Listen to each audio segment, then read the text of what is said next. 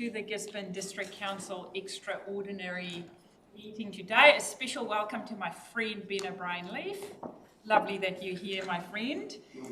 It is wonderful to have so many people in our public gallery today. I know there are lots of kaupapa on today that people want to talk to us about, and it is fantastic that you have taken time out of your busy schedules to be with us. We will run through a tiny bit of business before we get to public deputations, when I'll invite Stefan to the front. So give us 2-3 minutes, and then we will get to our business. So, apologies, no apologies, none. Page 4, declarations of interest. No.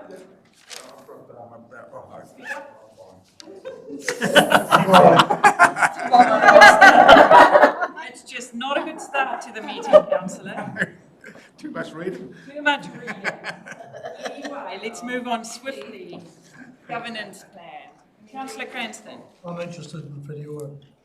Yes, you're a trustee of Whiti Ora, so please note that. Sally, then governance plan, all good to go. Thank you for that. We have no leave of absence. We have no acknowledgements and tributes. Public deputations. I welcome Stefan from Whiti Ora Tairāwhiti to come and talk to us today about, I wonder what he wants to talk about. So my plan, councillors, is I never know if it's a good sign if your agenda has 666 pages, but what we are saying, page 453, which is our indoor stadium, we will move it to a first agenda item, so people are here when we discuss that. Girlfriend along. Dial-a-mate. Welcome, the floor is yours. Take roughly 10 minutes and then we'll have some questions. Right, you just point to the ether. To the ether. Yep. Awesome. And sit or stand, whatever suits, we are here to listen. Tēnā koe, your worship. O tēnā koutou katoa. Nui te mihi mō tō whakatau I Wainanui I a koutou. And so really pleased to be here today and very excited that shortly you're going to be presenting a full completed business case for the Multipurpose Indoor Centre. I'm kind of wearing two hats today, so one is as Chief Executive of Whiti Ora Tairāwhiti, formerly Sport Gisborne Tairāwhiti, who have been partners in this work with the Council. And the second is as a member of the Tairāwhiti Indoor Centre Advocacy Group, which is a group of community members who are really passionate about this kaupapa. And I've got one of the members here with me today. I'll introduce himself. Kia ora, Adrian Sparks.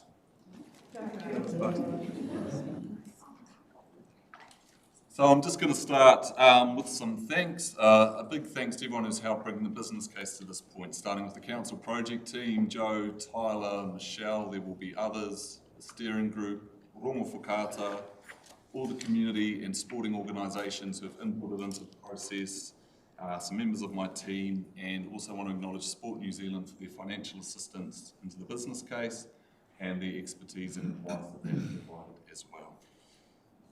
After that said, I'm now going to lower the tone a little because the next slide I'm going to show it's a bit of a crime that has been committed, so I just need to prepare you for that. So that is pretty terrible, and I think you can all acknowledge that is an absolute fashion crime that's sitting up there. So unfortunately, that's me. No idea what's going on there with the world's tiniest shorts and a yellow t-shirt, which I can see the irony now, but has a couple of giraffes on it. So. Well, why am I showing that picture? Have I gone mad? The reason I'm showing that is back when I was that age, and that is some time ago, members of the Tūranganui Kiwa community were pushing for an indoor centre. And so that is the true crime, and that for decades there have been attempts to get this facility over the line. I've got access to just some of the more recent ones, but you've got there like even 1998, the Allen report. You know, if you think, councillors, what you were doing in 1998, where you were at in life, that is some time ago, right? We've had the Opus, Global Leisure coming in, Papa Whāraki, That looked amazing, and we all thought that was going to get over the line. That was so close. Even that started over a decade ago, and now we've had a whole lot of recent work. So as you can imagine, this reinforces there's always been a need for this facility, and that need and that demand has just continued to grow. And you can imagine how many missed opportunities we've had and how demoralising it's been for our community, decades and decades of political consultation and attempts. So why haven't we been successful? We get it. It's generally always down to funding constraints, financial challenges. And you know, we're not empathetic to that. I imagine there's some very difficult people around the council table, and there's things like sewerage and lampposts and potholes and all of that stuff as well. But we can't keep using that financial challenges as a reason not to progress this project, because when you look around the country, there are so many much smaller communities than us. We're in fact like by far the largest community that doesn't have a proper indoor centre, and it's only thanks to the Y with their one public court and some of the schools propping things up. But a lot of small communities, a lot of communities in highly deprived areas have managed to secure funding and build amazing facilities that are benefiting their wider communities. And if you think about all the tough financial challenges over all the years, the projects that you guys have led as council have been incredibly successful. You've got an amazing track record of securing capital funding to build some of the projects and the redevelopments that you can see in the picture there. We look more widely across our region. There's a range of facilities that have recently been completed or are in progress due to big injections of government funding and or groups like Trust Tairāwhiti coming to the party. And I just want to acknowledge Councillor Parata here for the work you're doing with Whiti Ora Park up the coast. And amazing to go the other day to Anzac Park and see finally the karakia, the blessing for Marikura's Wakaama storage. So it really shows that where there's a will, there is a way to do this. And that's why we're here today, just to ensure there is that collective will to keep progressing with this project. If I go back to, if I go anywhere, why do we need an indoor centre? There's two key reasons. One is around that community need and demand and how that ties into wider wellbeing. But the other is also the economic opportunities to inject revenue into our region. And if you know me, I'm normally very big on the wellbeing and the equity piece, but I'm actually going to start with the economic argument. And the, I did well, I've killed it. Oh, no, here we go. The business case will show that the indoor centre will likely require a level of subsidy for its operating costs, and I realise that might cause a little bit of trepidation. But at the same time, let's not lose sight of how this will be offset by an economic injection into the region through the hosting of events and activities and tournaments. And that's talking about the accommodation, hospitality, retail spend. You know, Tairāwhiti Economic Action Plan talks about the need to boost tourism. What is our tourism offering that's not in summer? Whereas this centre, has so many possibilities. You look at the recent Surf Lifesaving Nationals that happened in the region that brought in about projected $1.52 million. We're not saying we're going to grab all of the national events, but because this is truly a multi-purpose centre, there's a good level of confidence. Time delay, try and go back one. There's a good level of confidence and through conversations how that we could at least host a series of inter-regional events. You know, we're a kapahaka powerhouse. We've got volleyball, pickleball, netball, basketball. The Hurricanes would bring a training camp here if we had indoor facilities. There's dance, martial arts, the list goes on. So I don't think we should underestimate what this could mean for the wider economy if we can get this over the line.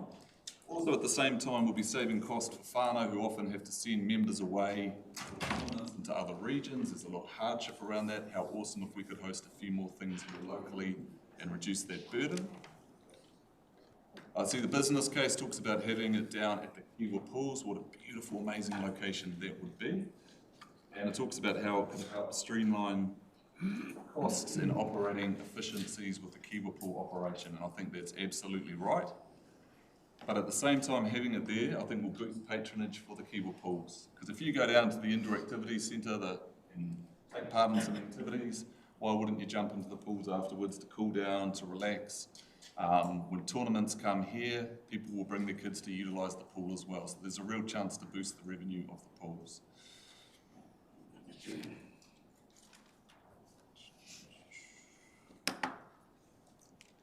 So that's sort of the economic case. Then we go to the wellbeing case. We saw through COVID, we saw through cyclone recovery, the desperate need for people in our community to connect through doing the cultural activities they love, recreation, sporting. It's so much more than just that physical activity. In other words, the Whiti Ora, it's not a nice to have, it's an absolute must have. And if we're looking at, is there a community need for this facility? Absolutely. You know, sporting codes just can't keep up. We can't grow. We can't host events. There's missed opportunities for our tamariki and rangatahi. There are going to be more extreme weather events, forcing activities indoors. I'm going to look to my friend Tere Moana to see if we can play this little video here. Oh, the one back, sorry.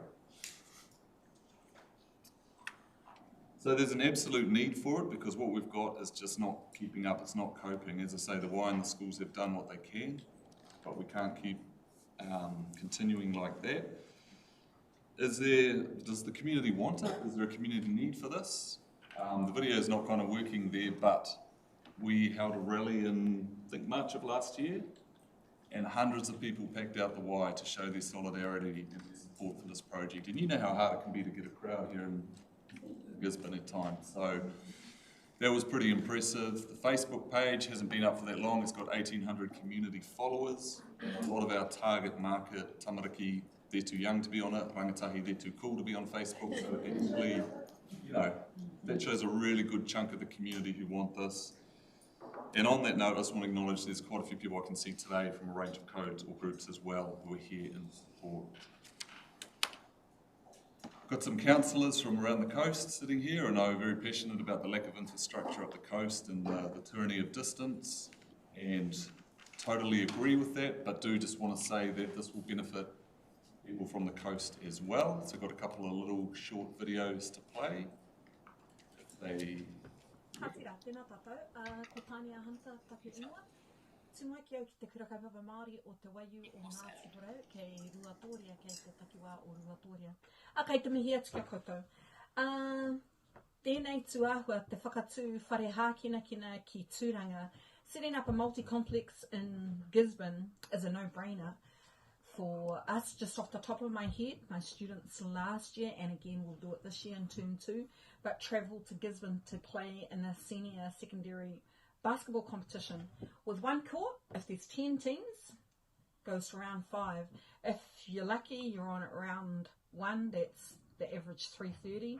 Then the last round tends to be played at 8 o'clock at night. For us, that means a departure time from Gisborne after 9 p.m, arrival home approximately 11 p.m. Cool. And just one more slightly shorter one. I had to edit these. Tanya from Te Waiu had a lot more to say. Tēnā koutou, ko matua waina hei, organiser of Ngāti Porou basketball up here on the coast, from Ruatoria through to Wharekahika, but yeah, notwithstanding the rest of the coast.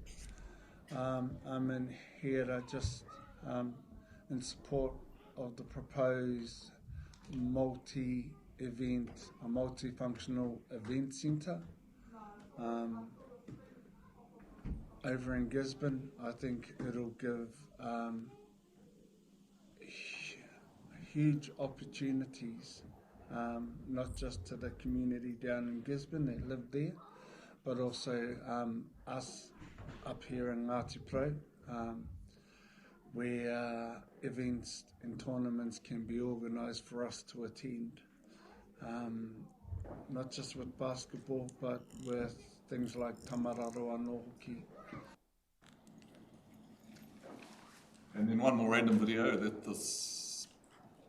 Kia ora, Philip Boucher here, Chief Executive of Basketball New Zealand.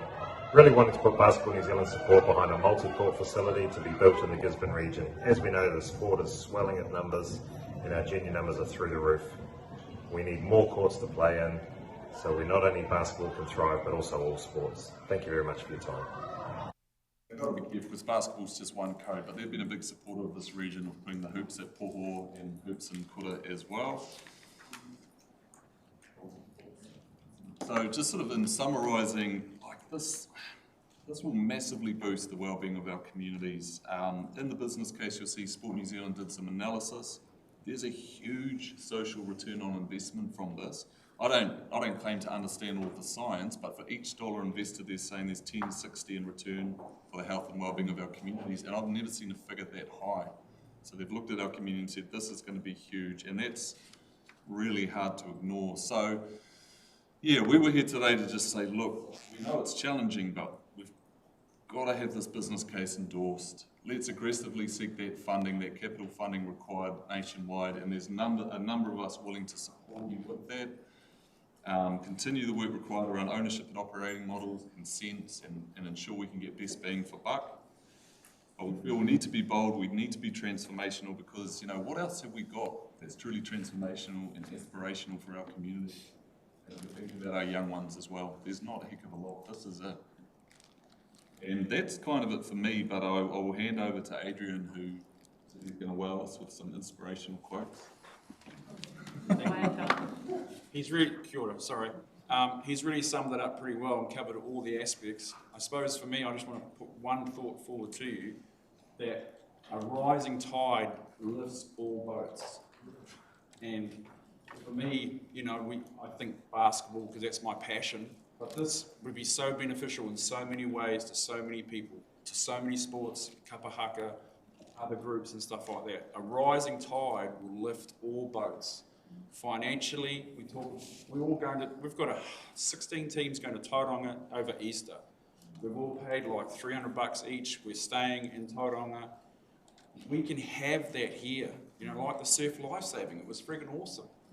You know, there's that side as well. I was talking to Luke in the back there who works at the hospital. He says one reason alone for the obesity problem that they have that he sees in the hospitals, the social side of it, you know, having the place to run around the court. I'm there late at night finishing up, and these guys walk into the stadium like this is 9:30, 10 o'clock at night. I go, what the heck? They're going to beat someone up.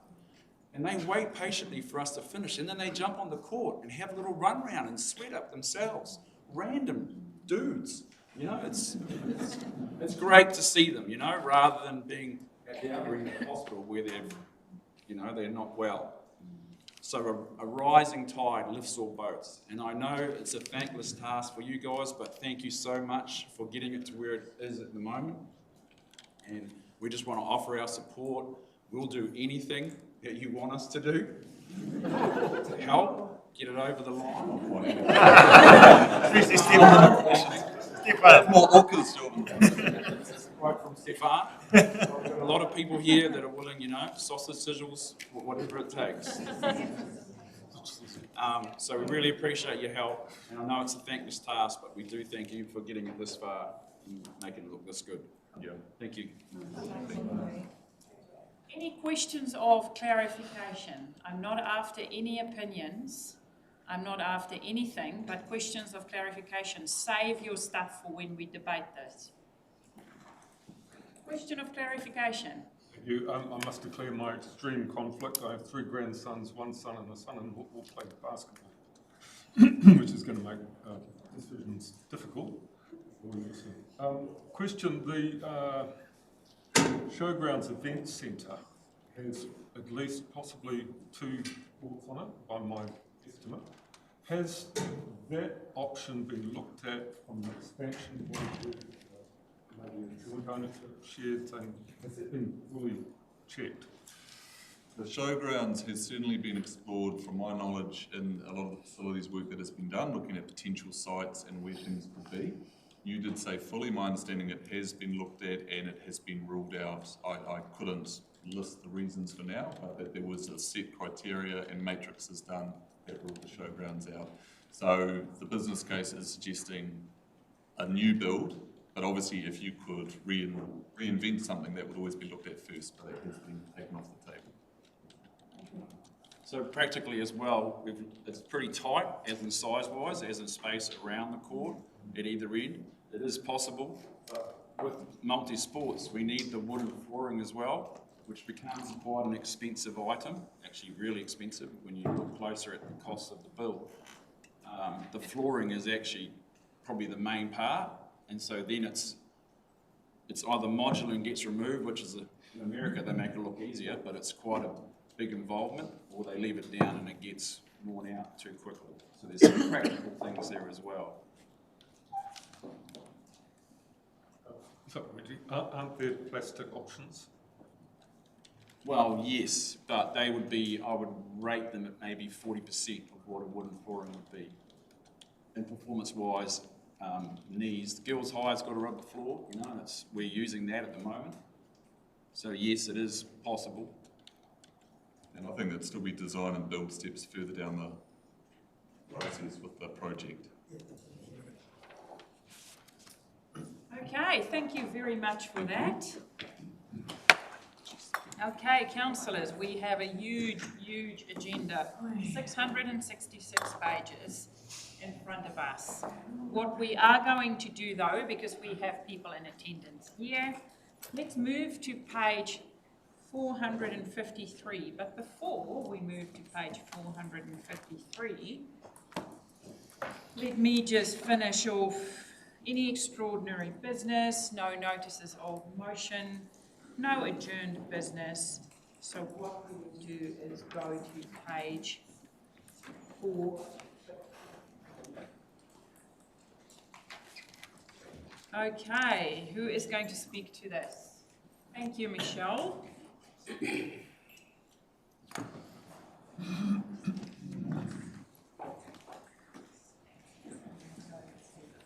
How are you? Sit from there, make yourself at home. Are you going to talk to something? Yes, I will. So there's the clicker. Thank you.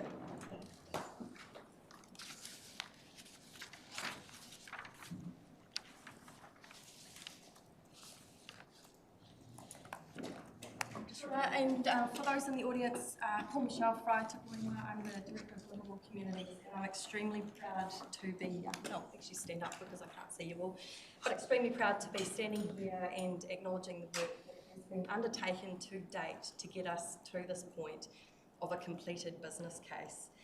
I do want to make really a significant note of thanks to our partners, and in particular, Whiti Ora Tairāwhiti, Sport New Zealand that have been made, our mana whenua partners, and our community, our wider community. This has been a massive journey, and I do want to acknowledge I have to admit, I've been away on maternity leave for a period of time over the last 9 months, but this is one project that I have stayed close to, and the team have been at my place, keeping me informed, making sure that we drive this project forward and get it to a point that we are at today.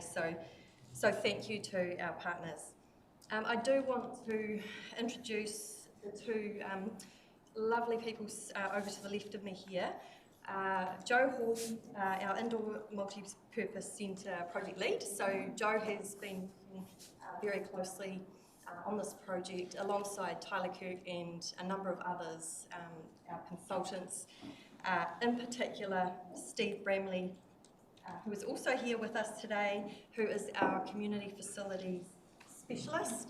And I just want to note that Steve has a plethora of experience. I have had the pleasure of working with Steve in previous settings prior to myself moving to Tairāwhiti, and I do love Steve's work. He has been involved in over 50 of these types of facility developments nationwide, so I think he brings to the table some really good sound thinking and balanced rationale, and I do know at times Steve is not afraid to say if it's not feasible, if the need isn't real, so I really do appreciate your counsel in this process.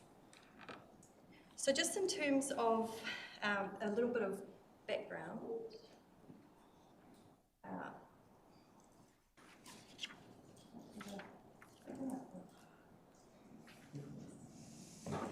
So in terms of background, I did want to raise 3 key points. I'll speak briefly now, and then I will hand the baton over to Steve to take us through the presentation, and I will wrap things up.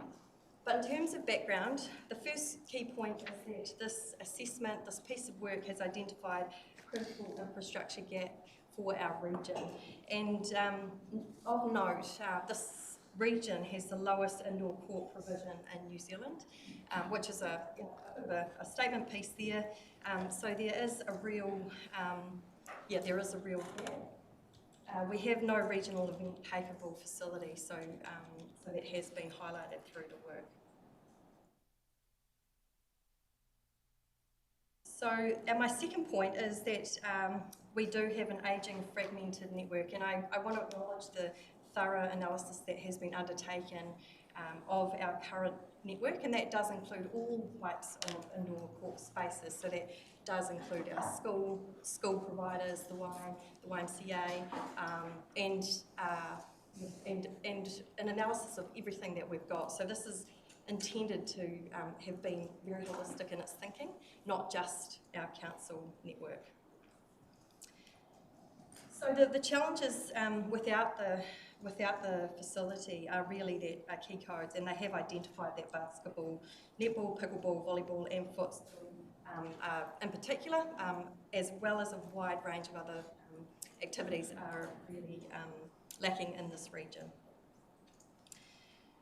In terms of affordability and particularly for council and our ratepayers, we totally, the study has totally identified that that is a real challenge for us. So what we're talking to today is what we propose to be a sustainable way forward, acknowledging that so far we do have a commitment from council of 2.5 million, which is fantastic in this 3-year recovery plan, but looking to the future on what could be possible into the future, and particularly with funding support from other key partners.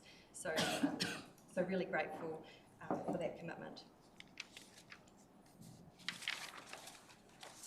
So before I get into, before I hand over to Steve, I did want to introduce the project team who has been, have been very close to this project over the past year and more. So our steering group consists of Moira Brown, Steve Berezowski from Whiti Ora Tairāwhiti. Thank you so much, Aubrey, Councillor Ria, for your contribution to this project, and myself, and also with our specialists working alongside us, so Steve Bramley and also Williamson's, Baker Tilly, Staples Rodway, and RIT nominees as well. So I just want to say a huge thank you once again to our partners, to the steering group, for helping guide this mahi in the direction that it's gone. And on that note, I will hand over. Your Worship, councillors, ladies and gentlemen, I get pulled into many different projects, and in many communities I often get told about a need for considerably expanded facilities, and as Michelle says, I can often end up in a situation when we crunch the numbers, that need isn't there.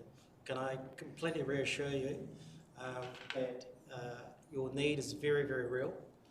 Today, I'm a numbers guy, so forgive me, so 1.7 courts is definitely required today, and really you've got an ageing network. The YMCA facility is over 60 years old, increasing maintenance costs. If you take a 5 to 7 year view, you're probably taking it out of the network, in which case you are 2.7 courts short, and that's assuming no population growth, which you will have, and so you're a genuine 3 courts short. Now, the data you see on that slide is pretty hard to see, but I'll just summarise it for you. People like Sparks, I downloaded them. I think he was fed up with me. I spent about an hour and a half just quizzing him on every type of basketball activity that was occurring. I must admit he referred to his colleague most of the time in terms of giving the detail. And as we worked it through, and then we tested what wasn't happening. And again, we identified probably 12 or 13 different activities in basketball that weren't happening or are happening below capacity. And when you crunch that out, those numbers in basketball, for example, there's a current level of activity of about 1,200 hours, and there is an identified real 800 hours today that wasn't happening. Now, what does that mean for your community? You often end up with almost two different groups that get most affected. One is you're talented, can't actually, if we're in the first or second team at school, they can't get extra court time. And so potentially some of their ability to achieve is diminished. But more significantly, it's the inactive. And really you don't have space to run social leagues. And also if you're running social leagues at times of day where people want to play social sport just after work, all your competitive demand is actually soaking up those hours, and you just do not have that spare court capacity to actually start to reach and make an impact maybe on the less active members of your community.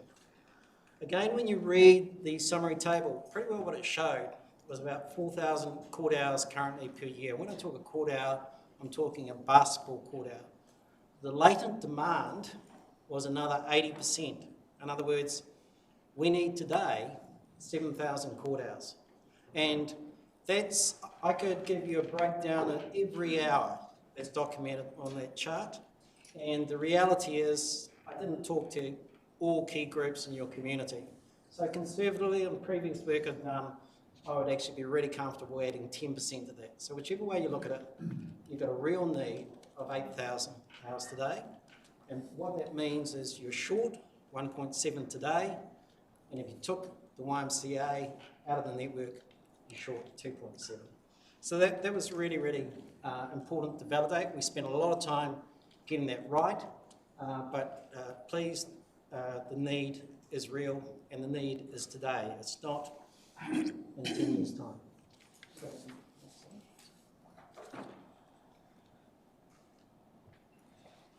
Just from a benefits point of view, obviously we've got latent demand, but also, Stefan touched on it, don't underestimate the co-location benefit. In other words, where you go to a location and someone's doing badminton, someone's doing basketball, and if you've got the keyword pools, you're going for the swim. Just really that whole clustering of activity and activity group activity for the whole whānau to actually gather is really, really important. That social return, I agree with Stefan. Normally, I'd see a social return that was probably, 5, 6, 3, it's 10. And that's partly because of the overall activity benefit that can be achieved, and we're actually not reaching that number that the Sport New Zealand analysis has ended up so high. The event potential. Everyone probably in this room could tell me the stories better than I can tell you, but I listened to several. And obviously, always our kids are travelling out, whether it's to Tauranga or wherever it may be, for our tournaments. If you don't have a 3-court space, and just probably responding to one of the councillors' questions before, if we're going to attract regional events, we need sprung wood and floor. Otherwise, effectively, other areas are not going to come here to participate.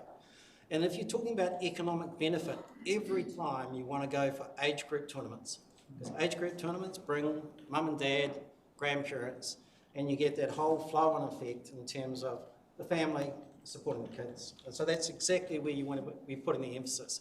But if you do not have a 3-court facility, then you will not get allocated those tournaments by and large. Don't get me wrong, you're currently getting some on almost an equitable share basis, where you're trying to use Ilminster for 2 courts and another one at 1 court. But it's almost like you're getting allocated because we're just trying to be as fair as we can to Gisborne, rather than actually you're a venue of choice. And we want to be a venue of choice and box above our weight. And that court resilience, again, when it's several of your facilities, you've got limited runoff. It is challenging in terms of undersize, and several of your facilities are ageing. So if you put this one off, and Michelle made the comment, I've probably developed over 100 different facilities in my life. From today, it takes you 5 years. So if you're making decisions to actually then open a facility, there's always a curve in terms of actually then making it a reality. So the recommended option is very clearly a 3-court space. I'm a Scotsman, so I was trying to look at how you could phase it, you know, 1 court, 2 court. Just the advantage of a 3 court is that you can also then create a centre court, so you can also have the spectator capacity quite readily. So if you've got a key game, then potentially whether it's 1,500 to 2,500, you can also create with a centre court. But more so for this community, it's actually catering for those regional age group tournaments, and where you've got everyone in the same place, and you've got teams rolling on, teams rolling on. So again, if you're starting to do phased development from a construction point of view, you end up with different roof lines, and probably that also just starts to increase costs and also create some extra challenges. Just from a process point of view, Stefan touched on it. There's been a large number of studies done over an extended period of time. Someone like me, I'm an avid reader, read them all. They're pretty consistent themes, probably agreed with 80% of us reading, maybe not 20%. That's why we went borrowing to actually test everything. And we started out with 14 different sites, and with Moira and others, I got to know your city and went from different site to site. And there were probably 4 we ended up focusing on, almost in terms of charters. You know, whether you could try to do something with YMCA, but the whole traffic issues down in that area is how you resolve it. Also, one of the issues is often dislocating groups. If you're trying to do charters and potentially putting on a football field there, again, question marks there. Victoria Park, netballs increasingly going indoors around the country. Could you put indoor next to it? So certainly interrogated that. And then obviously with Kiwa Pools and also the Waikirikiri area as well.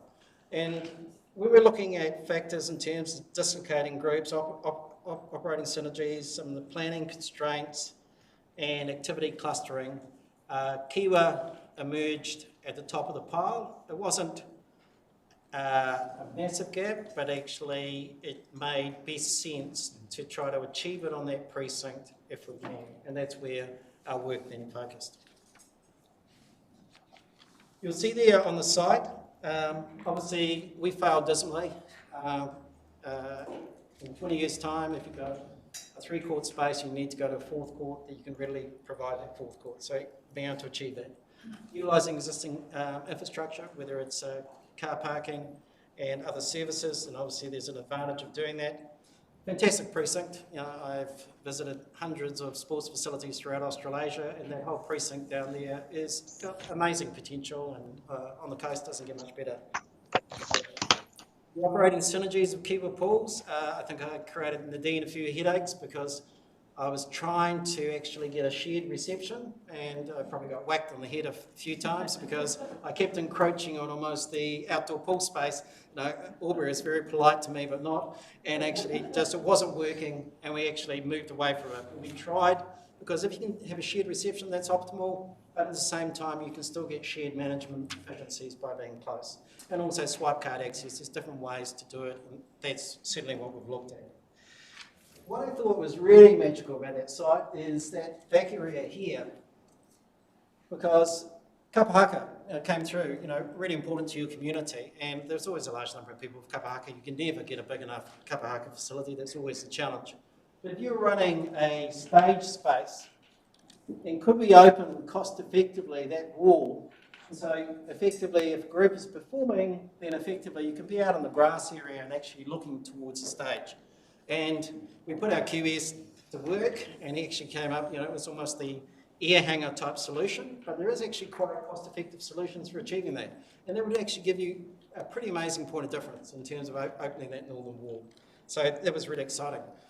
I spent far too much time getting to know your wastewater pipes and trying to position that facility so we could actually steer clear of it.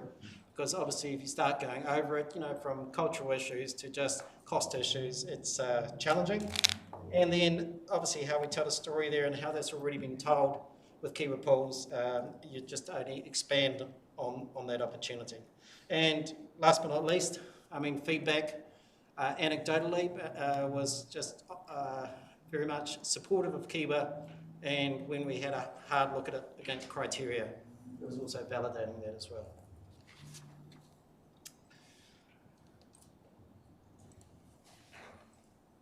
Then, just staying on the facility itself. So fundamentally what we're looking at when we talk the core cost, we're talking a 3-court space. You can sort of see the purple towards the bottom there. You're fundamentally talking amenity, you're talking toilets, you're talking some level of multi-purpose space. Again, more amenity, and the storage will be largely putting there, and there's also a level of storage here. These facilities they never have enough storage, but to do it quite cost effectively, just at one end of the facility will often work quite well, particularly if we're trying to open the wall, and that's the logical place that you would position that. So, but what was also fantastic, and Ben, I think he's here from Civil Defence,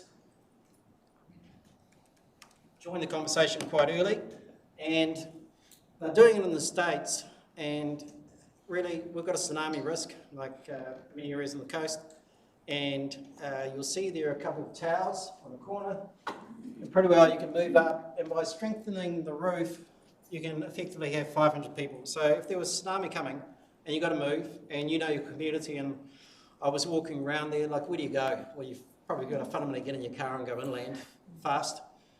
Whereas this actually provides an opportunity where you can move up the stairway fast, and it's a less than a 24-hour type exercise, but you can actually then safely be on the roof top, and obviously you're talking a 12-13 metre height, so for most tsunamis, hopefully that you'd be well and truly in the safe zone. And also what you'll see there, it's a bit of a rubbish shot in a way, but it actually just shows how you'd open up that northern wall and can look in. There's probably a slightly better visual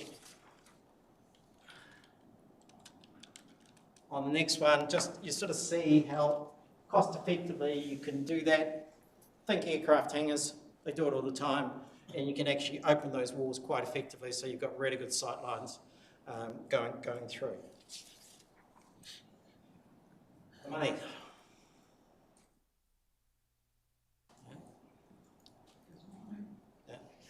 So that was stuttering because it was money. All right, there's no easy answers, and how current are these rates? I've just finished tendering the Matamata indoor centre recently, the Te Kuiti indoor one. I was behind the current New Plymouth facility. I was with the same QS, we had access to all those rates, and we're applying those. We're fundamentally talking a 3,600 square metre facility, and if you start building in Q2 2028, then effectively it's about a 22 million cost. And we haven't got the required amount of money sitting in the LTP at the moment, so the reality is probably on a Q2 2029 type of time frame, because obviously talking to Pauline and Nadine, this kind of decision will have to go into the LTP in terms of the level of increased funding. The additional cost if we did open the wall is about 650,000. Obviously a covered walkway, which would be really desirable between Kiwa Pools and the indoor facility, would be about another 300. We haven't done soil testing down there, and just obviously some of the carryover the Kiwa side, just that level of contamination, we've just got an extra provision there that came out of the required.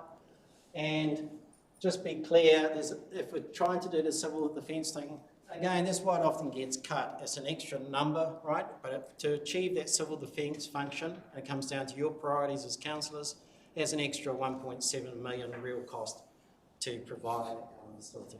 That's why you don't see it as a commonplace part of sports facilities. Now, with regard to money, just a bit of background about me. I'm a professional fundraiser, and in terms of how to make things happen is probably what I spend days doing. But there is a leadership commitment required by council, and often if you're looking at benchmarking in New Zealand, you're probably looking, for most indoor facilities, councils are putting up 60 to 70% of the funding themselves, right? And we're trying to do that closer to 1/3. And obviously that would require real leadership by our own regional funders. Lottery Significant Projects Fund, for those that know, it's not in the system at the moment. It's going to get reconsidered in June whether it goes in the system. I've watched it for the last 20 years. Every time you end up with a national election, it has come back. I've be interested to see just what does happen this time around. But we all know we've had PGF, we all know we've had Regional Infrastructure Fund, different funds emerge, right? So just how we do that and how we do it over the next 5 years, we've just got to box smart regarding what occurs, and obviously some wider philanthropic support. Lottery Community Facilities Fund, pretty well you end up with a maximum plateau of about 750,000. So it's really the lottery significant is where you can start to get the bigger money if that goes back on the table. Real issue for Sport New Zealand at the moment is the lack of central government funding available for sport and recreation facilities, so it is an ongoing national argument and point of tension. And then operating costs, in my world too, it's always, still got, must be the number stuff.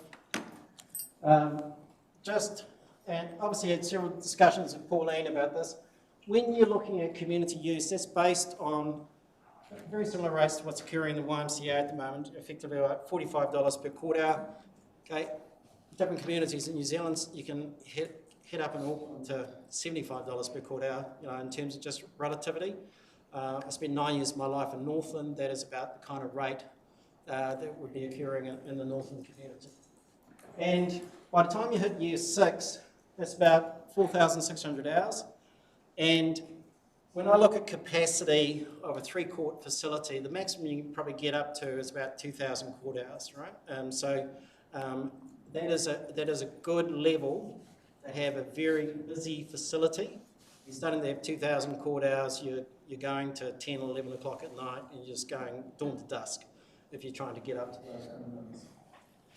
And from an operating cost point of view, when you start talking occupancy costs, whether you're looking at insurance, you're looking at cleaning, you're looking at utilities, the reality is you end up running at a deficit, and I'm across probably the performance of about 20 or 30 different indoor facilities. I mean, that's pretty real in terms of a deficit on a 3-court facility of about 40k before you end up having long-term maintenance, and we've applied sort of 0.65% of capital cost, and also based on, let's say, 500,000 worth of fit out, which you're effectively depreciating over a 10-year period. So the reality is you have a real general operating cost of about 120,000, but then if you add a long-term maintenance provision, of course in the first 10 years it'll be a new facility, you're not spending it, it's actually setting that money aside, or however you budget it from a council point of view. And you end up with about a 330,000 type deficit. Now over and above that, the council is then committing an 8.5, then obviously you've got the debt servicing costs on 8.5 million.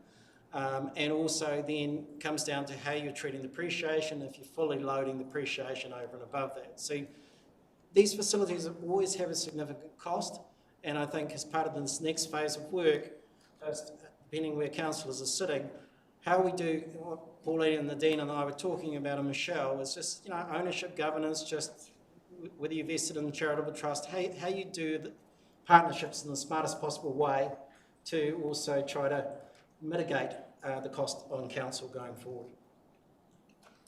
So that's probably an overview from me. Michelle, I'll let you go to the roadmap. Thank you.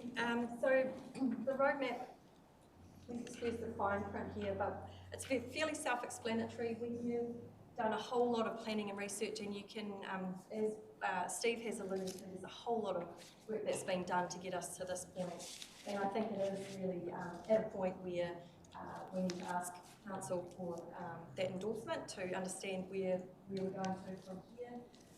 So we'll have that conversation shortly, and then if it does proceed as proposed, external fundraising will be a key part of it. We'll be talking through and really starting to work through some of the detail around governance operating models, how does that look, and also progressing designs and making sure that we're as ready as possible going into the next LTP, and also assuming at some point the funds will all arrive, very optimistically. So, so that's pretty much the roadmap there. I haven't got the clicker. If I could have the final slide. So effectively, the next steps, what we're talking about is having the conversation today about the endorsement of the business case and the recommendations to enable the program to progress. So that is really to start external fundraising, proceed to the design and consent, and exploring the funding, ownership and governance, partnerships and management avenues. So sorting and really refining that stuff. Te ranga whakahau to review the required steering group membership, so the structure for that next project development stage. Consulting in the future LTP of additional funding if that is the direction that is decided, and also consulting on the net operating costs for the indoor multipurpose centre and the 27 to 37 LTP as well. So that's us in terms of presentation, and in terms of high-level questions, I'm happy to take questions, but I do know the team have the wealth of information on the detail. Thank you. Thank you for that. Thank you, Steve. Thank you, Michelle. Okay, I'm going to open the floor. Councillor Cranston. Yeah, thanks for that. Great presentations, and covered off a lot of the points I would like to make. Firstly, I would like to move all the recommendations as they're put to us.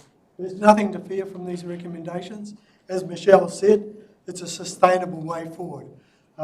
We are going to have challenges in front of us, but we do need to keep the momentum.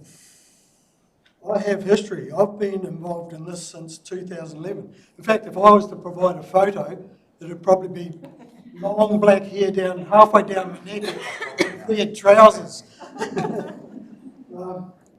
I've been involved right from before the Global Leisure Reports, which were 2011, and it has been a discussion point. There always seems to have been something that's managed to step in front of it, which has been a little bit sad. The selected location has been something that's held us up for a while, and I'm pleased to see that we've crunched in it, and I absolutely support the location that has been endorsed by the report. There's so many sensibilities to it that it's just the way to go, and those are all well outlined. Especially the association with Cuba Pools, which, yeah, there's lots, even parking's a good association there. I agree with the importance of the social outcomes, and when you put $10.60 against the dollar, that shows us outcomes that we need to be cognizant of. Regional competitiveness, that's something we've been out of date with. Right from the early days when I was following this project, there were a lot of occasions where I went around the country and observed what other centres were doing. And the fact that we couldn't match them has been at the detriment of our region. Doctors, nurses, businesses, in fact people in general, want to have a reason to come to Tairāwhiti. And often they will look at the facilities in your region and say, I'm going to really enjoy living there because it's got this, that and the other thing. Cuba Pools was a great step in that direction. This is another step in that direction and an essential step for us. So pleased to see that we're trying to match other regions because we're kind of last port of call, that we're last off the block. So that's been quite sad. There's an expected lifestyle which people want to be involved in, and that means having facilities for people to enjoy that lifestyle. There are issues in front of us, and a lot of those, there were two issues right from the start, and those two main issues were location and dollars. I'm absolutely stoked that we think we may have made a decision around location, which will enable the planning to go forward in a practical way. I mean, it's going to be easier to crunch the numbers knowing where it's going, design features about where it's going, all that. So I am hopeful that we can get this on board with an acceptance of the location. So we're going in the right direction. The need is real. It's been real for years and years and years, and we owe it to the community to meet that need, and I'm happy to recommend it. Thank you.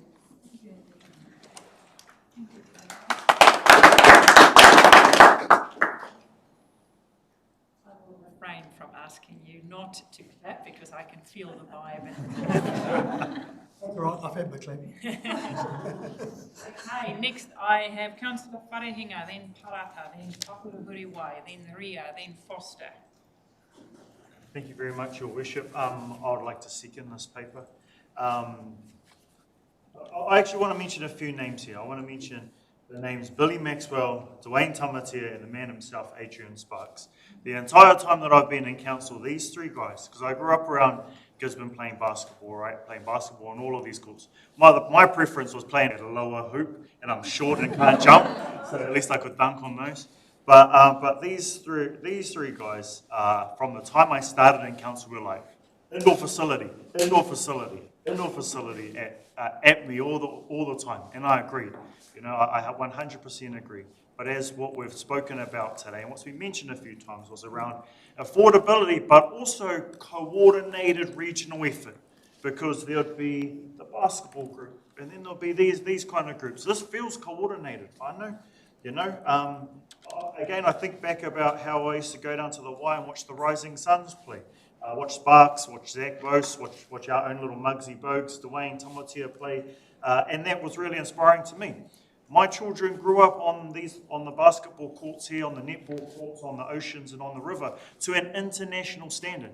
One of my own daughters went overseas to play basketball. You know, we could have so many more of our sons and daughters go overseas to play all of these international sports because the talent's there. If you've been to Powell's, the talent's there. We just need the facilities here in our region. Like Councillor Cranston had said, the need has always been present and the need will always be present. What I was talking about before is what's different now was the collective regional will, and it feels like it's there. Thank you for putting up these numbers in regards to the build, because I took down one little digit there, which was around $1 million of corporate support. I actually think that's far too low.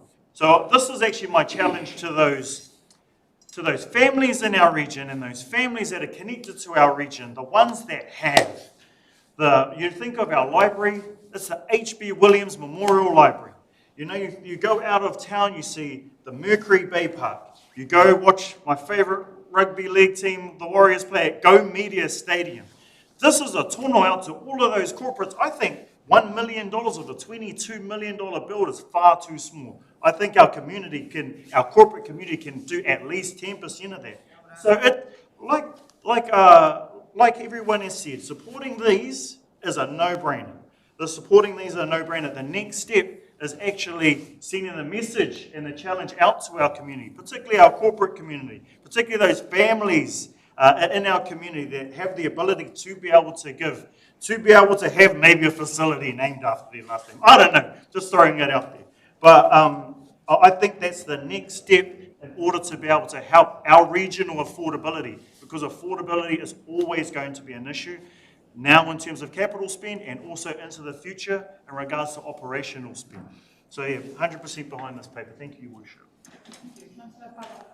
Tēnā tātou. It's pretty clear that we're probably all going to vote for it, but I just want to speak to it no matter what. Lots of the things that have been said already about well-being and about why it is that people choose to live here, indoor centres like this are the reason. That can I see myself living here? Can I see myself playing here? Can I see myself being happy? And Pure Pools was a really, really important step in that, and I feel like this is the next step. And the other thing is that as a region, we churn out athletes. I don't know how we're churning out athletes, to be honest, but we are. Some of the greatest athletes have come out of Te Tairāwhiti with a bugger all, but just their skill. It would just be incredible to see how many could be developed when we actually have facilities, and where it can be done in town, it can be done up the coast, and so that's my deep belief. But what can be done here can be done further, and I would love to see our region be developed. I'd love to see recreation be developed, and I'd love for opportunities not just for our athletes, but for our people that just need to move their bodies, just want to play with their friends, and this is a huge opportunity for that. I can't second it because Josh was too quick, but if I could, I would have. Thank you for that. Councillor Pakuruhuriwai. Tēnā tātou, tēnā koutou ko tai mai te rānei, ki te tautoko i te tono. whakahirahira nei. I live up the northern end of the coast, and seeing the footage from Kokatan and Wayne, Wayne's in Tikitiki, and is a absolutely massive advocate for Ngāti Pro basketball, and a leader in that space. And of course, where we are up in Wharekahika is another half an hour up from Tikitiki. So I absolutely support this for the reasons that they've laid down. The challenges, the tyranny of distance that our tamariki up the coast already face, just getting here, and the tight length of time that they have to be here to then turn around and go home again. Having the 3-court facility is going to make a massive difference to the length of time that they're on the road and getting home again. I fourth the motion, and I would ask, though, that when the governance structure, whatever that is that's created is done, that there is some consideration for having representation from the coast on that, so that we're not forgotten and our tamariki are not forgotten in the further development of as we go ahead. Also, when I looked at those figures, I thought, geez, that's a lot of sausage sizzles. But I like Josh's idea, tautoko that, absolutely, about corporate, getting more money out of the corporates and those families that have benefited from living here in Te Tairāwhiti and calling this place home. So, and also, it's great to see that the iwi are on board with this. Great to see you in the audience, Te Moira, tēnā koe, rongo whakata. Nā koutou tēnei tono I tautoko, ka reo tai te pēhea, me tautoko. Nō reira, tēnā koutou. Okay, Councillor Ria. Thank you, Your Worship. Thanks, Whānau. Said a lot of things I had lined up to say. So I just fill in some of the spaces, some of the gaps. Just in terms of that national and international success, you know, wakaama, surf life-saving, mixed martial arts, CrossFit, we've had national and international acclaim here in Arohe. So we know that our people are totally capable of reaching national and international heights, but we need to be able to provide the facilities and the tools for them to be able to do that. Basketball and pickleball, the largest growing sports. I mean, basketball is growing every year, and it has been for like the last 10 years. And it still gets bigger and bigger. I don't know where these kids are coming from, but there's more and more every single year. And they are spending heaps. Their families are dishing out heaps of money to travel outside of Arohe because we can't host a basketball, a proper basketball competition. The opportunities that we can bring for basketball and netball, which is a long-standing sport here in our community, just being able to host regionals, you know, I can guarantee you a lot of us in this room have jumped in our car in one port or another and travelled over to Rotorua or down to watch a Super 12 game or a rugby league game. We don't have to do that in terms of netball and basketball. We can actually vie for those games to come to us. These courts will be regulation national size, so we'll also be able to have a crowd sitting around them watching and supporting those games. And I think that one of the greatest tools for our kids in order to enable them to achieve higher than high standards is for them to be able to see it, touch it, feel it, because our kids who can't afford to venture out of our region to gain some experience or be able to watch a high caliber sports game, they miss out on that opportunity. So I just want to revert back to our recovery values, oranga wai, oranga whenua, oranga tangata, oranga mo te apōpō. So this is about oranga tangata, the health and well-being of people. It's about oranga mo te apōpō, the health and well-being of future generations.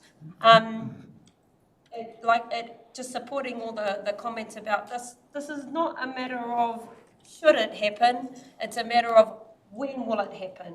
It has to happen. The YMCA is nearing its end of life.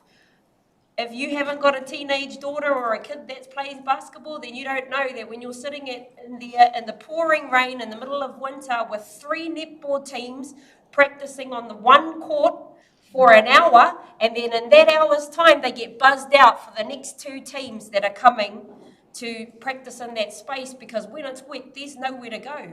There's nowhere to go, and all the netball teams are sharing that space. And so the basketball teams can't even practice there because netball takes up all that time and basketball's over at Ilminster Intermediate. So just like for those of us who don't engage in those spaces, who don't have kids currently or aren't following around grandkids to different sporting events, we know and see and feel the difficulties for them, and we want them to be able to achieve more, but as a council, we're not providing them with the resources to be able to achieve more. So in saying that, I support 5.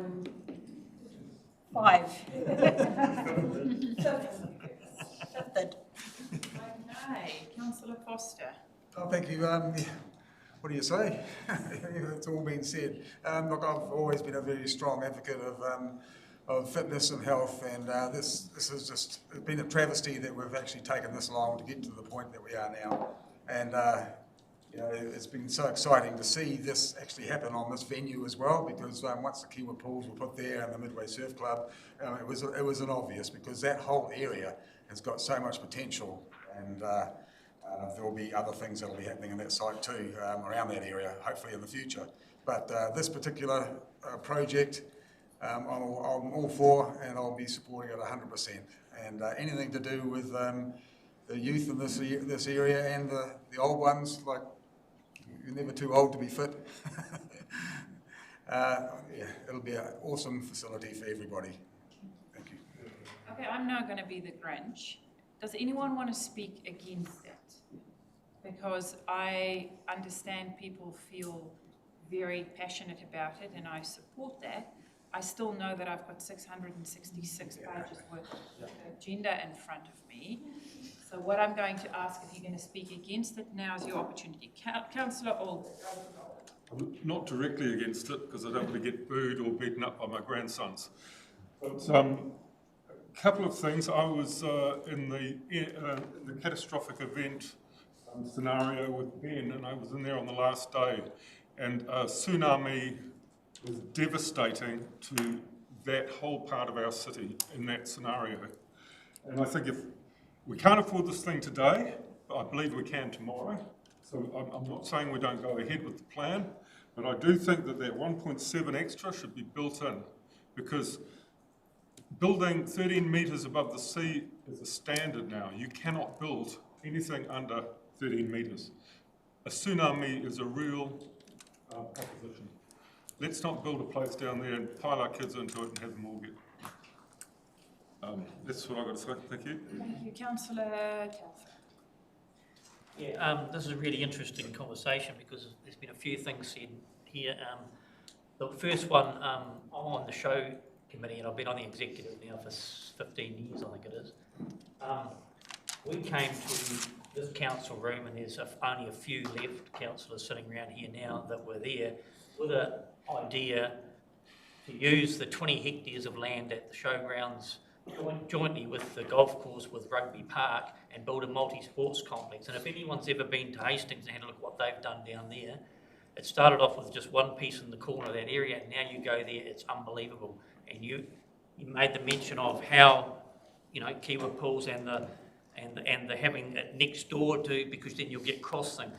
What we could have had then was every sport. Since then, we've done all this bespoke stuff around Gisborne. We want to build a hockey turf, right? Now we're doing netball courts down there, a big upgrade. We've done the Kiwa pools. We could have had everything on the one side. Imagine what that would have been like. And when we came into that presentation here, we were told that Gisborne was too small for that. Now that's 8 years ago. Gisborne will always be too small for that if you take that attitude. We could have had something pretty damn special, and now we're sitting here today and we're building another bespoke, I call this a bespoke facility. It's on a small site down there.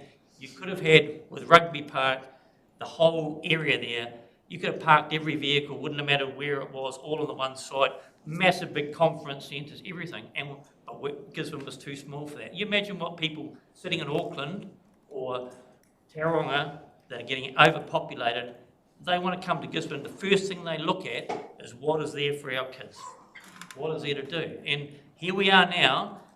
Look, I'm not against this is great. But what I'm saying is we are still building bespoke facilities, How are we, even down there, parking, everything else, you know?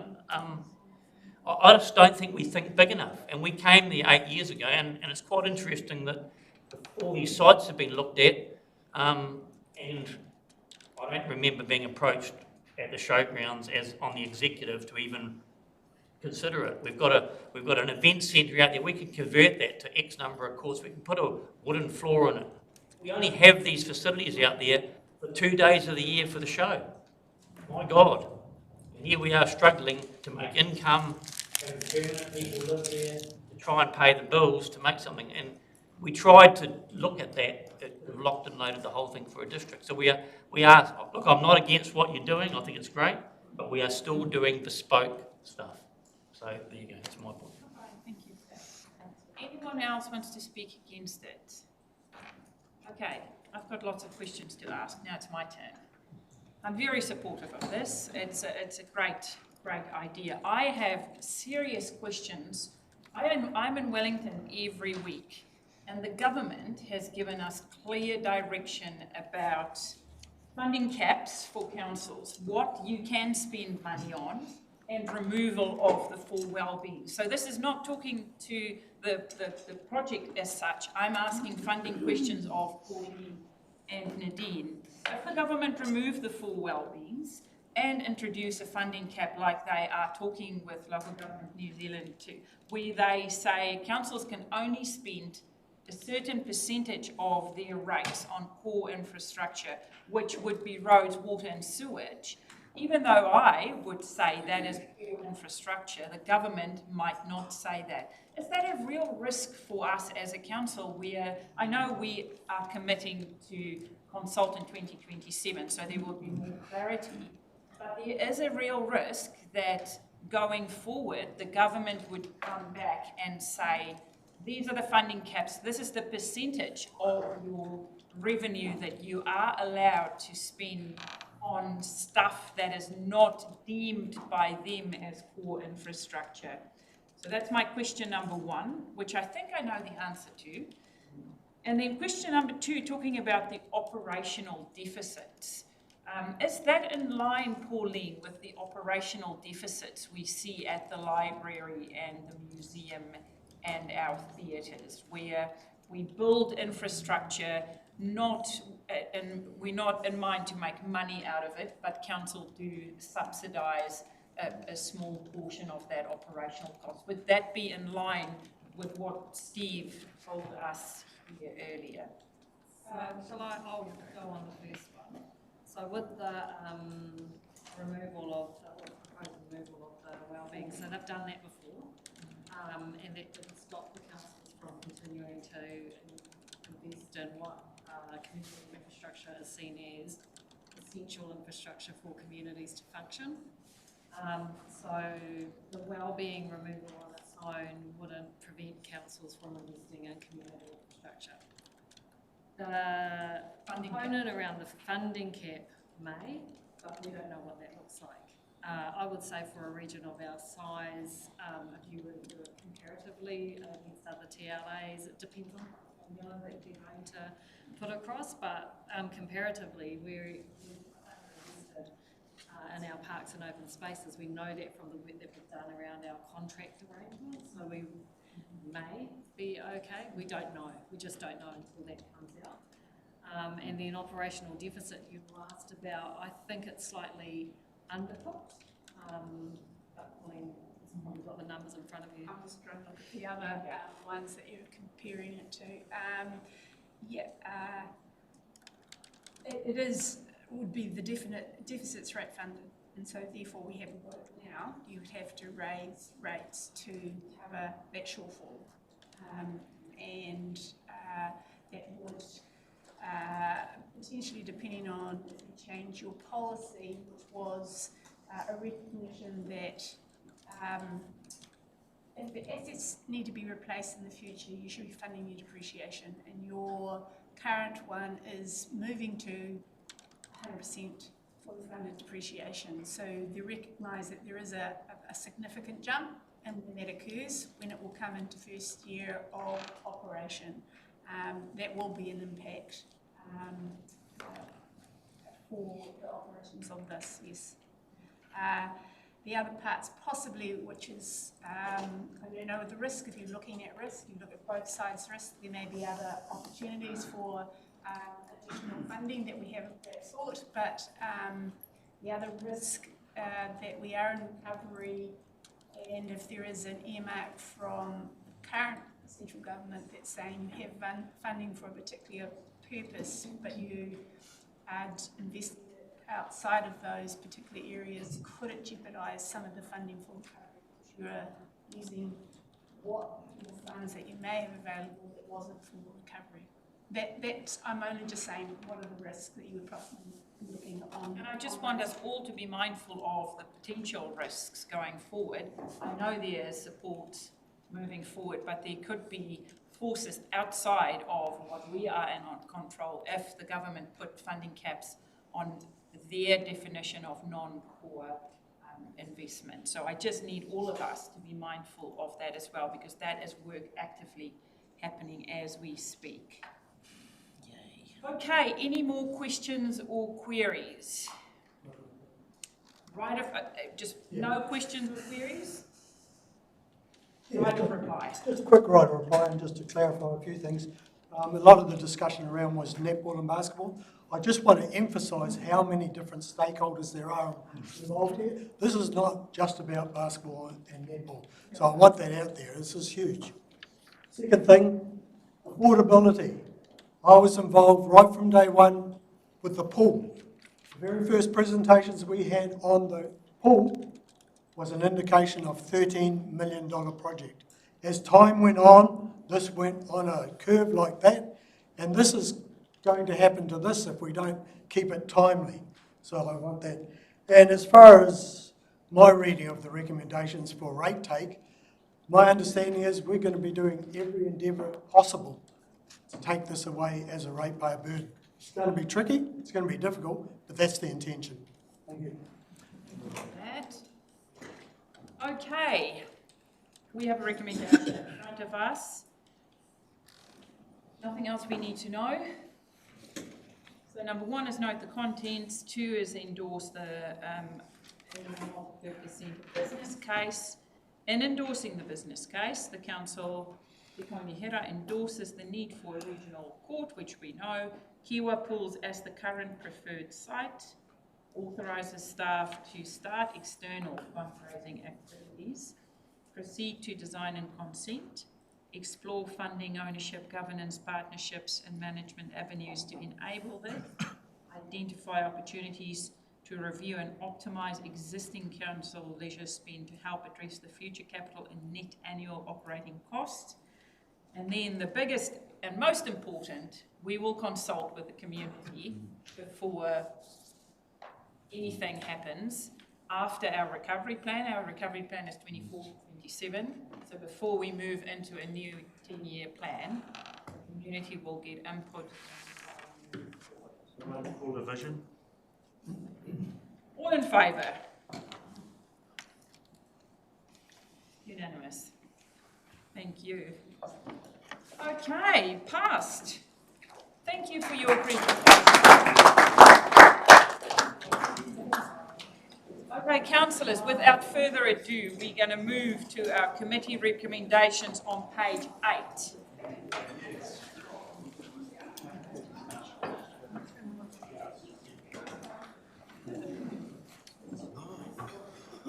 Oh, dear. All good. So they're not going? They are now. I'm plugged in.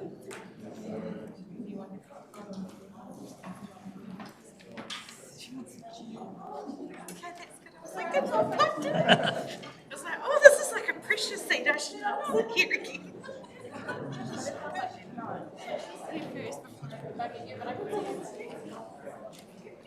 It wasn't you.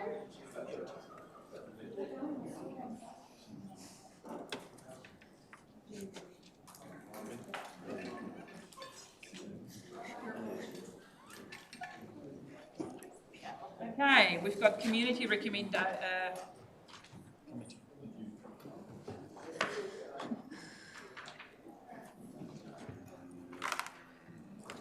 Okay, so what we have is just our Audit and Risk Committee. I will move this just to approve the risk management policy which were discussed by the Audit and Risk Committee.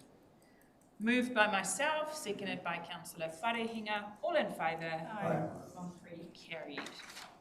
Okay, this is the document which we are talking about next. A lot of reading in there, lots of detail. For us on the TRMP committee, we've seen it a few times. Joe, thank you for that. We are now draft urban plan change.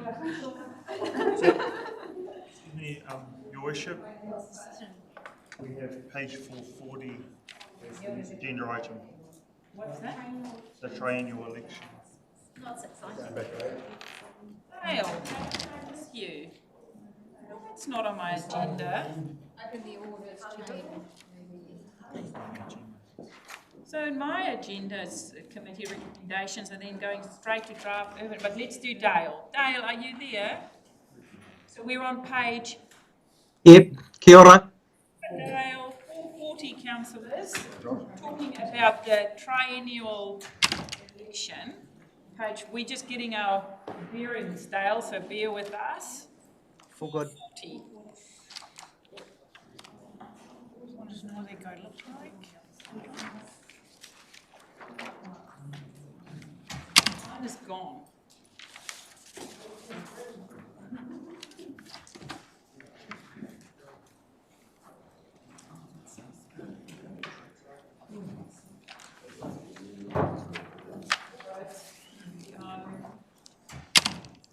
Okay, let's go for gold. Who is going to speak? Anita.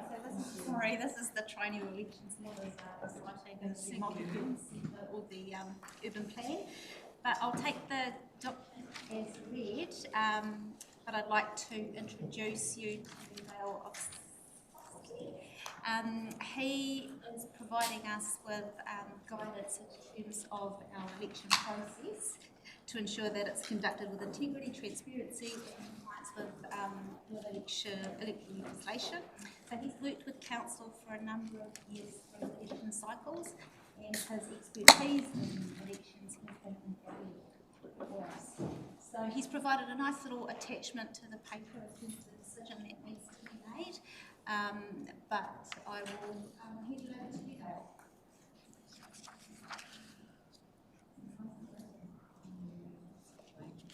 Oops, Dale, you've just frozen.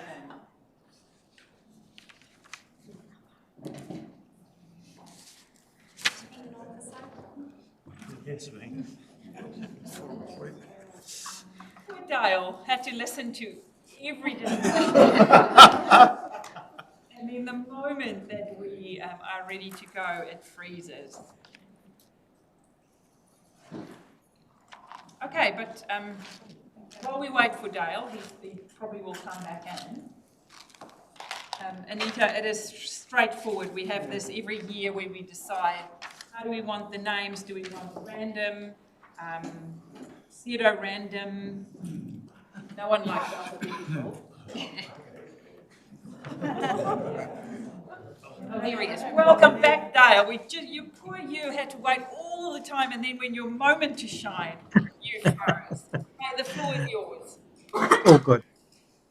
So I've done a report just for council's information. I presume it's been read or taken it as read. It sets a lot of background information out about the Māori ward poll, some timetable changes, electoral system, that type of thing, the Chief Executive's responsibilities in the pre-election period. The primary focus really is on a council decision on the order of candidate names. Previously, council has used the random order. If no decision is made today, then it does default to alphabetical. So we've got a recommendation there at the end of the report about which order council would prefer, either alphabetical, pseudo-random or random. Thank you. I move random. Second. Oh, Larry can second. Oh. Any discussion? Well, we're happy with alphabetical. I just make a comment on alphabetical and why we went to random. Yeah, okay. A lot of people perceived it to be unfair because the way people read their voting papers, there was a thought, and I don't necessarily agree with it, if you were older, you were a first on the list, so you got a tick. True. And by the time they got to the end, they'd run out of ticks. So we've always gone with random because it is just, okay, all good. Okay then. That's a comment, can I make? Being an A. Take your point away. And that's A for all. You did all the reading, and all the work that's been done says it absolutely makes no difference at all. So. Thank you for that effort. Say why it happened. Okay. You're just all paranoid. Any other questions? Dale, anything of Dale? So Dale, talk to us a little bit about the referendum. We haven't done a referendum. I can remember. Right. Talk to us about Okay. that.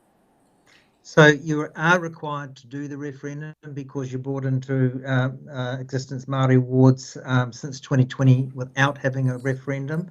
So the legislation that changed in last year now requires all those councils that fit into this category, and there's about 46 councils across New Zealand that have to undertake this poll. It is binding, so whatever the outcome is, it will be binding on 2028 and 2031 triennial elections. So if electors vote to retain Māori wards, then that will be the situation until after 2031. If electors vote to remove the Māori ward, then it cannot be revisited, or that decision cannot be revisited until after 2031. So it is binding. We are, the other thing to bear in mind is that the poll must be conducted under first past the post, so people will simply be ticking one option. We've tried to keep the question as simple and plain English as possible. We don't want to confuse things with big words and that sort of thing. So we're just trying to keep as a sector nationwide the question, I vote to keep the Māori ward or I vote to remove the Māori ward. So we think that's quite easily understood. And I think that's really all it is. We are producing the Tairāwhiti through the Electoral Reference Group, which I'm a member, are preparing some generic additional information that will accompany the voting document that'll go into the voting guide. We're now calling it a voting guide. It used to be the candidate directory. Just a little bit of neutral information about the poll. I do mention the word neutral. Council has to be neutral on its view on Māori wards. Individual councillors, of course, can and will have a view on this, but the council as an organisation must remain neutral, as I must as the electoral officer. So it's all full steam ahead with that, and that poll will be held in conjunction with the local elections, which will start on the 9th of September for the issuing of voting packs. Thank you for that. Any questions of Dale around the process? We now know about the referendum, so there are all the dates, everything else. No questions of process? Ani? I have a question, but it's about around the representative review that's supposed to happen every 6 years. Is that right? So how does the outcome of the referendum affect that? Would you like me to take that one?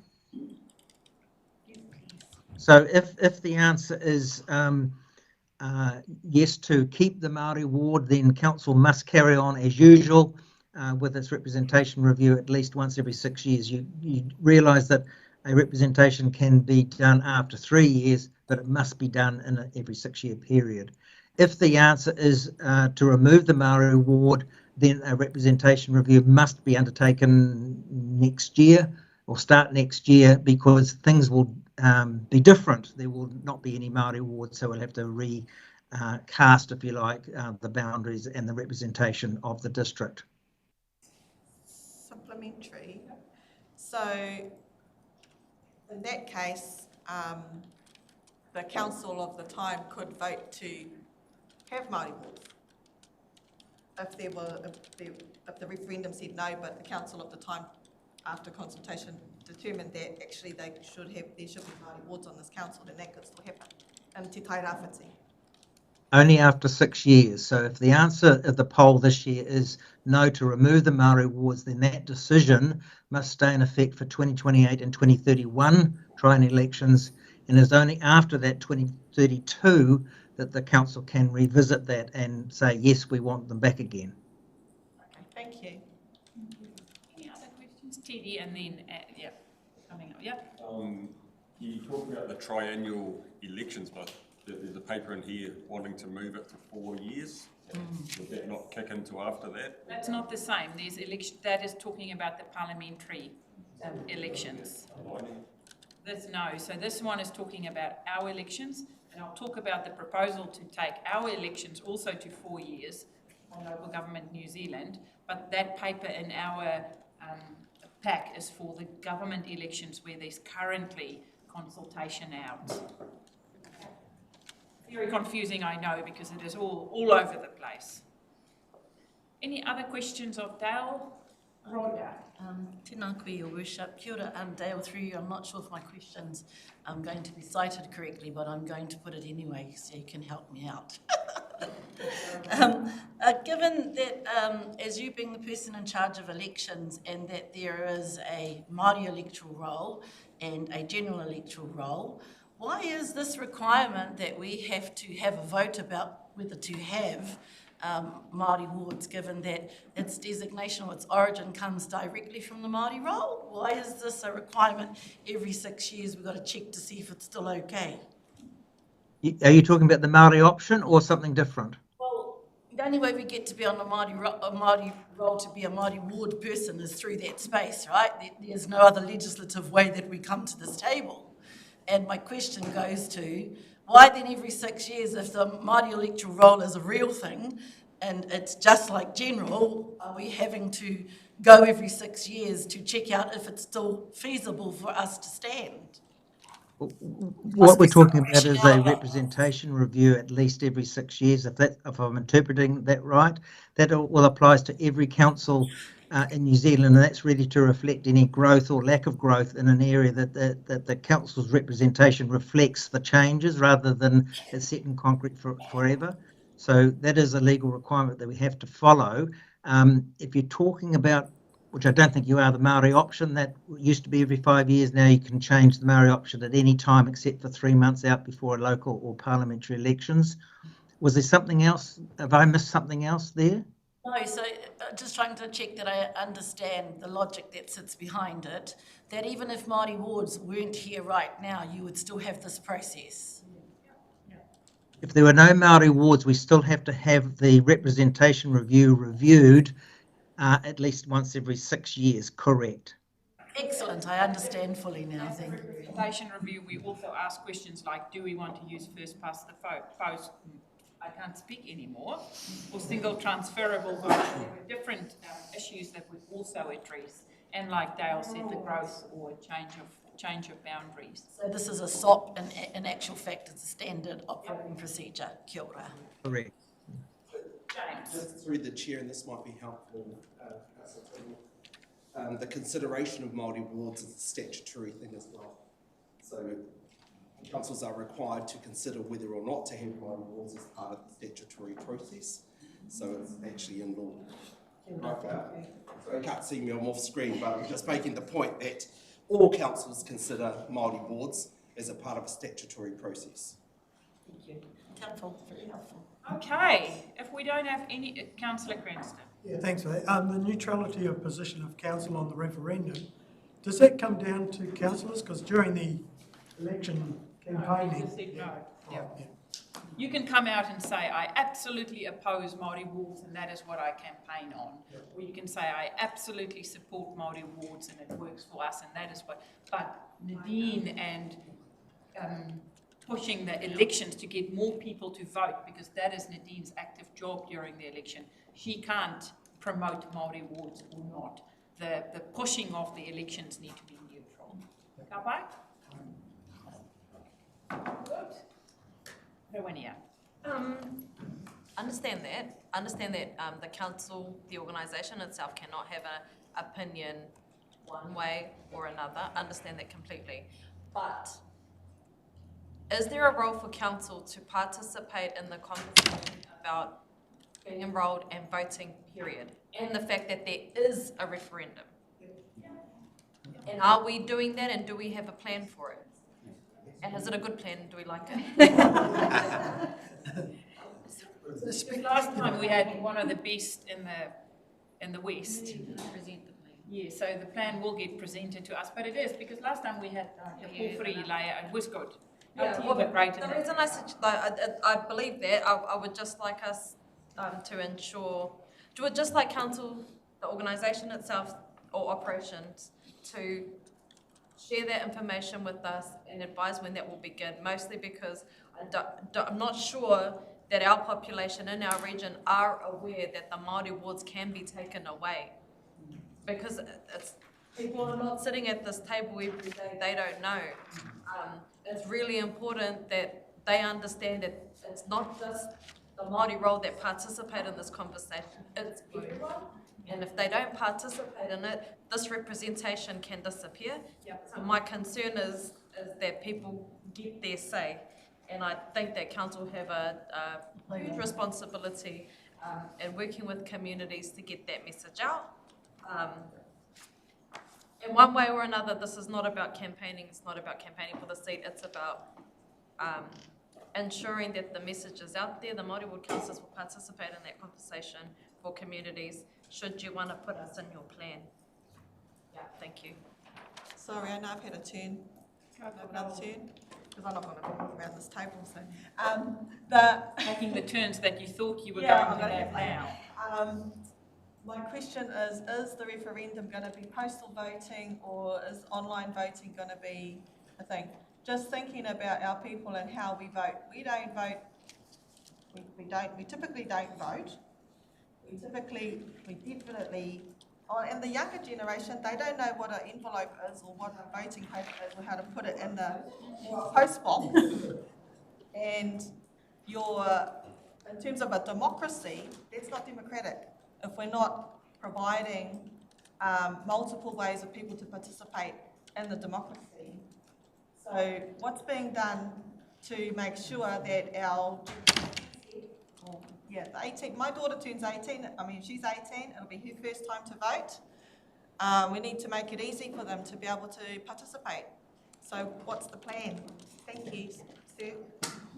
The law requires the poll to be held alongside your main elections for mayor and councillors, etc., on the same basis. So it will just be another, what I call an issue, another poll or election on the same paper as that, where everyone is elected, your mayor and councillors, on the same basis, and that is by postal voting. I have great sympathy with you and the younger generation and the old-fashionedness of our current system, but we must work with that because it's still the law and the law hasn't been changed. We've been agitating for probably 10 or more years on a different form of online voting. We use that in a lot of other elections. It's very popular, well used, but currently the way the law is, we cannot use anything other than two choices. We can choose postal voting, or we can go back to booth voting, as we do with the parliamentary elections. They're the only choice that we have now. So then can I recommend booth voting? Nothing's going to change this time at all. So it's and I postal. will present on that tomorrow when I talk about the electoral reform group. For this election, it's going to be same old, and what councils can do to help themselves is have more orange boxes out and encourage people to return in some form. Like my children has never mailed a letter. They are 18 and 20. It's just not part of how they grew up. So, and tomorrow, Dale, I'm making a presentation on the work we're doing with the electoral reform group and moving forward with that. But for this coming election, nothing has changed. It's going to be postal to analogue. Old-fashioned, not fit for purpose. Absolutely. So it puts us at a severe disadvantage in terms of the Māori wards right from the get-go. And it is well noted. Okay, Dale, thank you so much for your help in this area. Thank you for supporting us at our elections always. And so I have moved random, seconded by Councillor Wharehinga. All in favour? Aye. Carried. Thanks. Kia ora. My pleasure. Okay, we're going to go back, Joe, to your huge paper. Hey. The Tairāwhiti Resource Management Plan. It is from page 33 to page 395. Charlie. But depending on the decision you want to make, you may not have to read all those attachments to them just yet. Go for gold, Joe. The floor is yours. Now you tell us. Now you So just as context, when we originally started putting this paper together, we were intending to come to council with the recommendation being that we send the draft proposed plan change to iwi authorities as required by Schedule 1 of the RMA to formally seek their comments and then bring those comments back to council before making a decision to notify.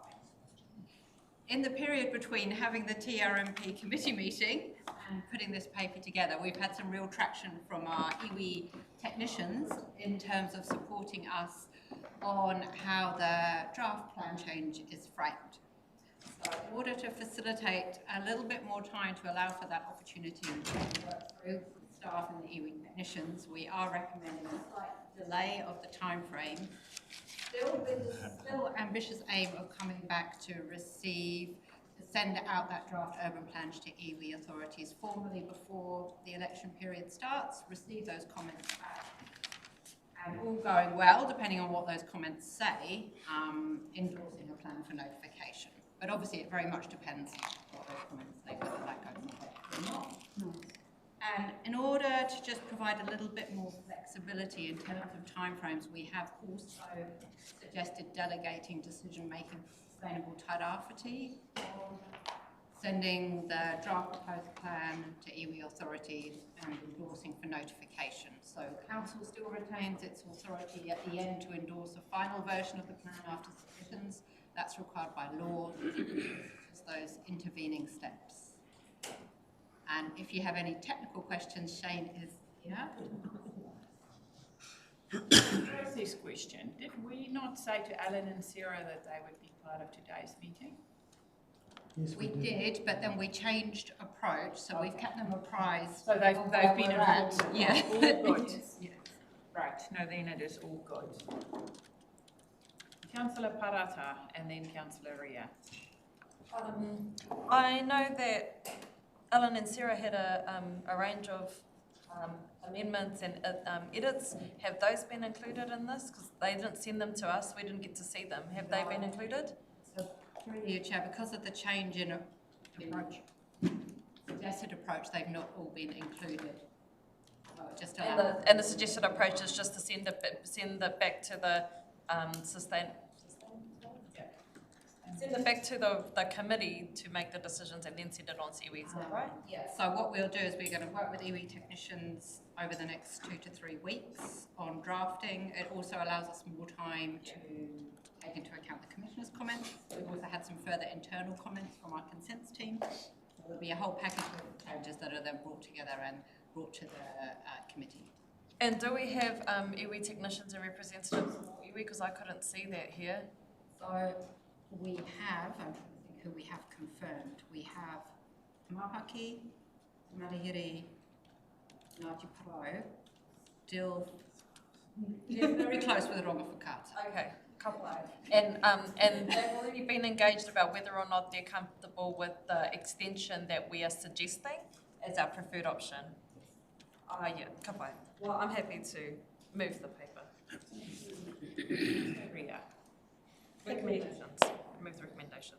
Thank you, Your Worship. I just wanted to, so under whakapono on page 28, I do see in there that there is reference to Ngāti Onione as hapu, and I do recall having this conversation at TRMP, and it was about my concern around that the mechanism for engagement of hapu was only through iwi, and that possibly sometimes iwi's priorities lie somewhere else, and possibly those comms aren't actually making it through to the hapu. So I just wanted to re-emphasise that, especially with the urban development plan, Ngai Tawhiri of Rongo-Whakata, Te Whānau a iwi of Te Aitanga Mahaki, and Ngāti Onione of Ngāti Porou. Those are the three urban majority hapu.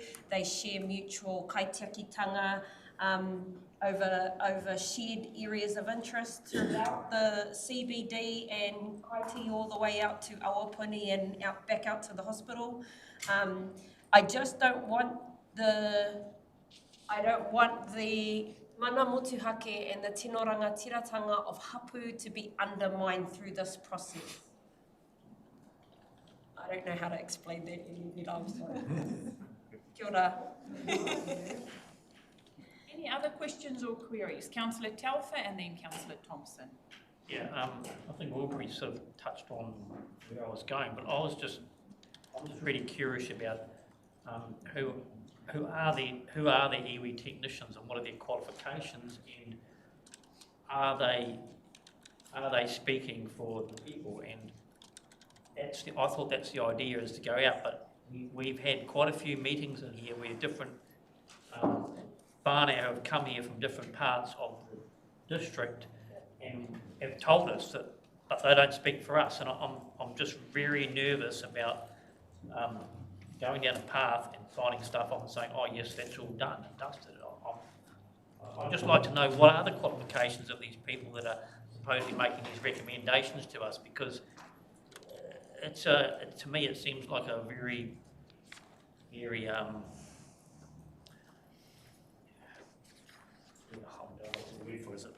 I'm a little bit uneasy about it personally. Through you, Your Worship, aside from the whakapapa, the te ao Māori, the Mātauranga Māori and the tikanga, they bring to the process, they are also qualified Resource Management Act practitioners. So some of them, for example, Tina Parau, decades of experience working within the Resource Management Act, have provided advice to central government, iwi chairs, council, contact energy, so very experienced practitioners in a Western sense, as well as te ao Māori. Okay. Fine. Great question. You, Teddy? Yeah. Yeah, well, I've just got a couple of questions just to get my head around things a bit better. We've got this TRMP, and I've been hit up by a few people because I'm in council asking what's happening with this 70-metre square granny flat. So how does government decisions and changes, will they override our TRMP? I'm just a bit confused how that all works. Through you, Your Worship, as I understand it, in terms of that particular proposal, yes, it will. We are still waiting for the detail of. I think it's believed to be a national environmental standard. So those national rules and regulations usually override our rules, a bit like the forestry NES, for example.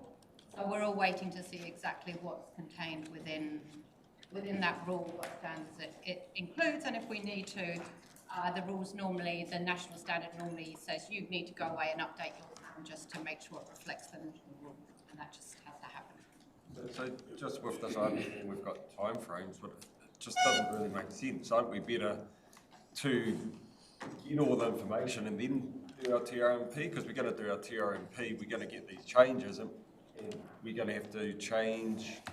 Aren't we doing things back to front? Shouldn't we get government changes first and then do this, rather than do this, government changes, then we have to do this work again and change things again? Or am I? Your Worship, I guess that's only one change, and that's one change that we have a little bit of detail on. If we wait for all the changes ever, we will never do anything to unplan.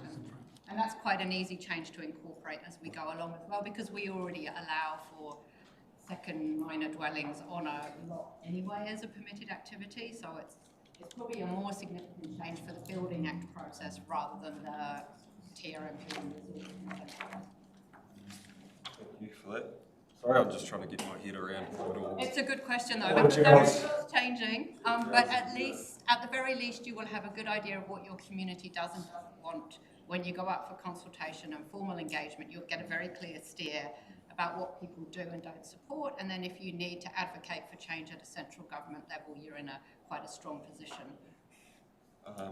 Yeah, the next question, page 252, it's got the TRMP Commissioner comment. So that's the comment, our proposed TRMP, is that correct? So we've got the two external specialists on there who's given the feedback. So they were providing feedback on a draft residential guide. That's what those comments relate to. So this is appearing to be applicable to an urban city environment rather than a provincial town like Gisborne, where economics of urban redevelopment are likely to be even more restrictive than the more upmarket cities. Is he saying there that we're making development too hard, we're making too many restrictions? Is it? So through you, Your Worship, the guideline is a document that outlines what good practice for urban design would look like. So I believe what he was saying was that maybe you might be being too aspirational in terms of the development that you might see happening in the urban areas of Gisborne, and to try and make it more relatable to the type of development and developers that you're more likely to have in a provincial city centre. So that's not part of the plan change per se, it's some guidelines that go alongside the guide development, so those changes are being made. So sorry, I'm not on the TRMP committee, so I understand they've probably had a lot of discussions in that committee, where if I was in there, I'd probably have a lot more answers, where this is the first time I'm reading this, and it's a lot of reading. Also, page 260, it says that there's a housing shortage and it's projected to worsen over time. It's looking like things are spun around, like there's a lot more rentals on the market and a lot more houses on the market. How does that sort of affect our moving forwards? Because it looks like, how things were a couple of years ago, it hasn't worsened. Things have obviously had a lot of people leave or something, and things are in a lot better position. How does that affect our planning? Your Worship, we've just had our population forecast recalculated, and they're not showing a downward trend. We're still showing that same increased trajectory. It's always hard to know what more houses for sale, more rentals on the market is an indicator of. It may actually be indicators around affordability and people's ability to pay. We still have a housing shortage, particularly in that affordable area. That's really where we're looking. And final question. Yes, I've done building, resource consents and everything, property management stuff in the past, and reading this, it's hard for me with that building background and background to actually to determine, like say you're or I just brought a new property, so I'm thinking, how much can you subdivide to? It's not very clear to understand in a practical term. Like even reading it, I'm going back and I'm still a bit confused what you can actually do, because it's just got to refer to this, refer to, it'd be good if there was a simple, plain English something for people so they could actually understand what you can and can't do.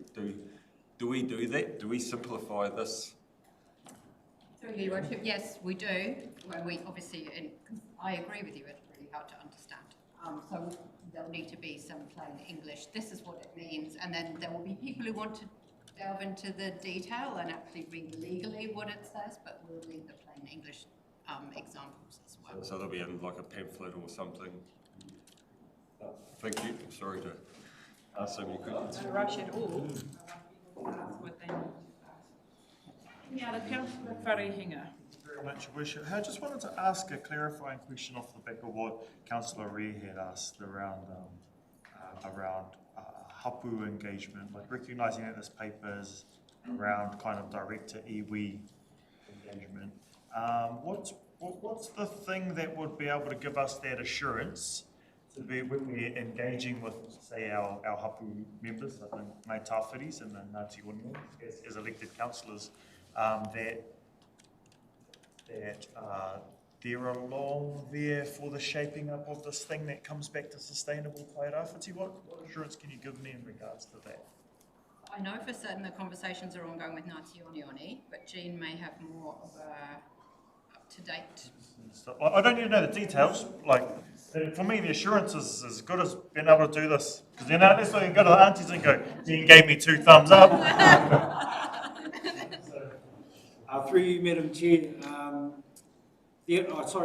Councillor Wharehinga, I don't have the ability to categorically go like this to you, but I do think you raise, and it has been raised, Councillor Ria as well, a good point. Now, we have a spectrum of treaty responsibilities, and I've talked about this before in the chambers. Now, we, by statutory acknowledgements, have an obligation to iwi entities.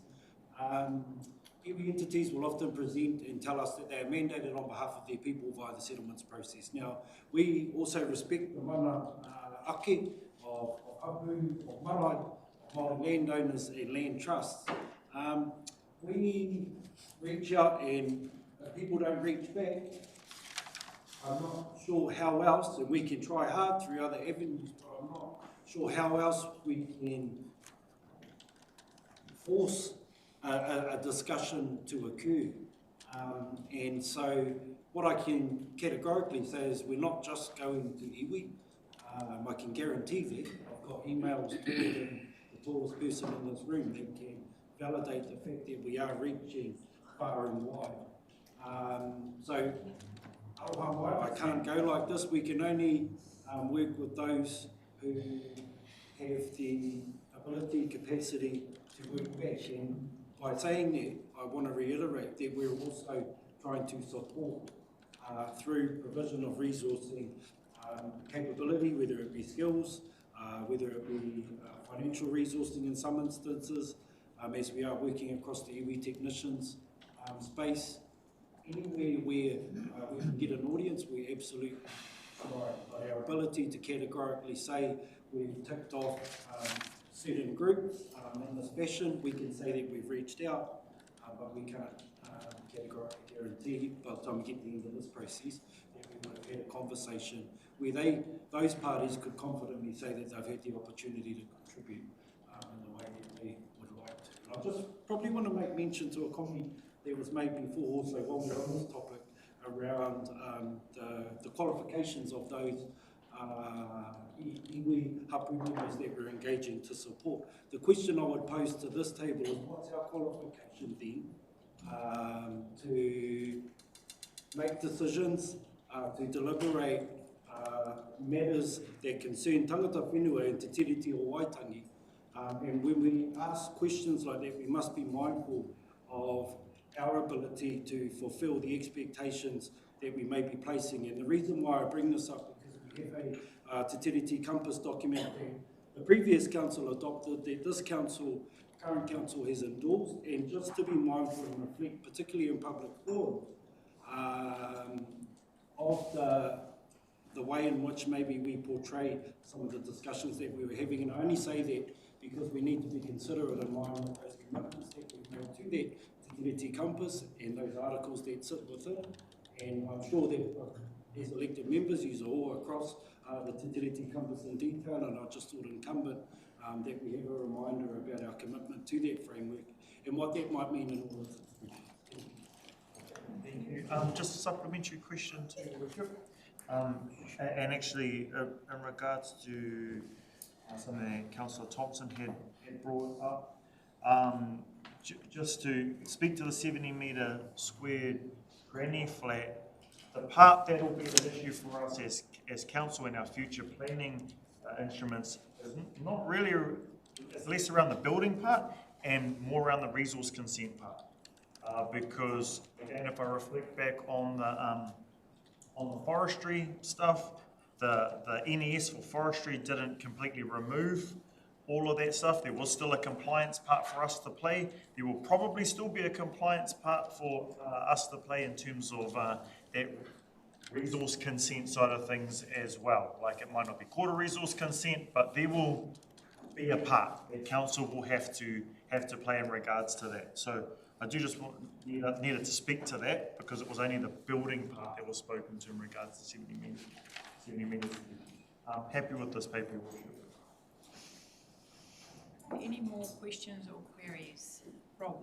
Mine's not a question or a query, it's just around, I think this probably, what we're talking about here is, this is across the whole community, and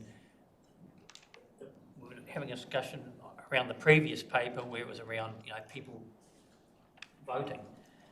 At the end of the day, people have to take a bit of responsibility for themselves, and if they don't vote, if they don't read into this document or go to one of the advocacy groups, like I was amazed the other day, I was talking to people that I would have presumed were right up to date with the council process, everything, and then they started asking me whether I was representing the Cook County or not. And I thought, hang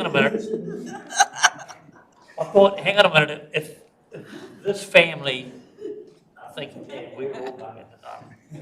When I'm just saying that reality is people want to be involved in the process, and if they do want to have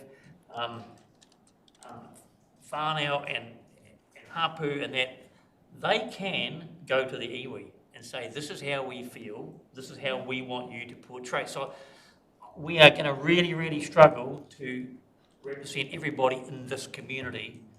They have to, all parts of the community have to have a bit of responsibility to go and have a crack. And it'll really surprise you in this community, people that don't vote but actually want to have quite a say when it comes to complaining about something. Thank you for that sage advice. I'm going to take us to our recommendation, which is on Page 9. Oh, no, yeah, page 11. What page are we on?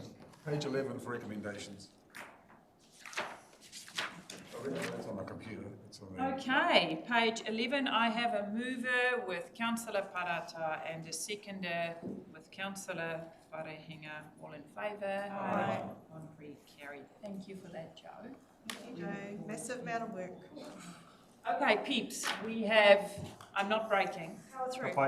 No one's breaking, we are working through. Next is our mobile traders bylaw. So I'm taking from page 395.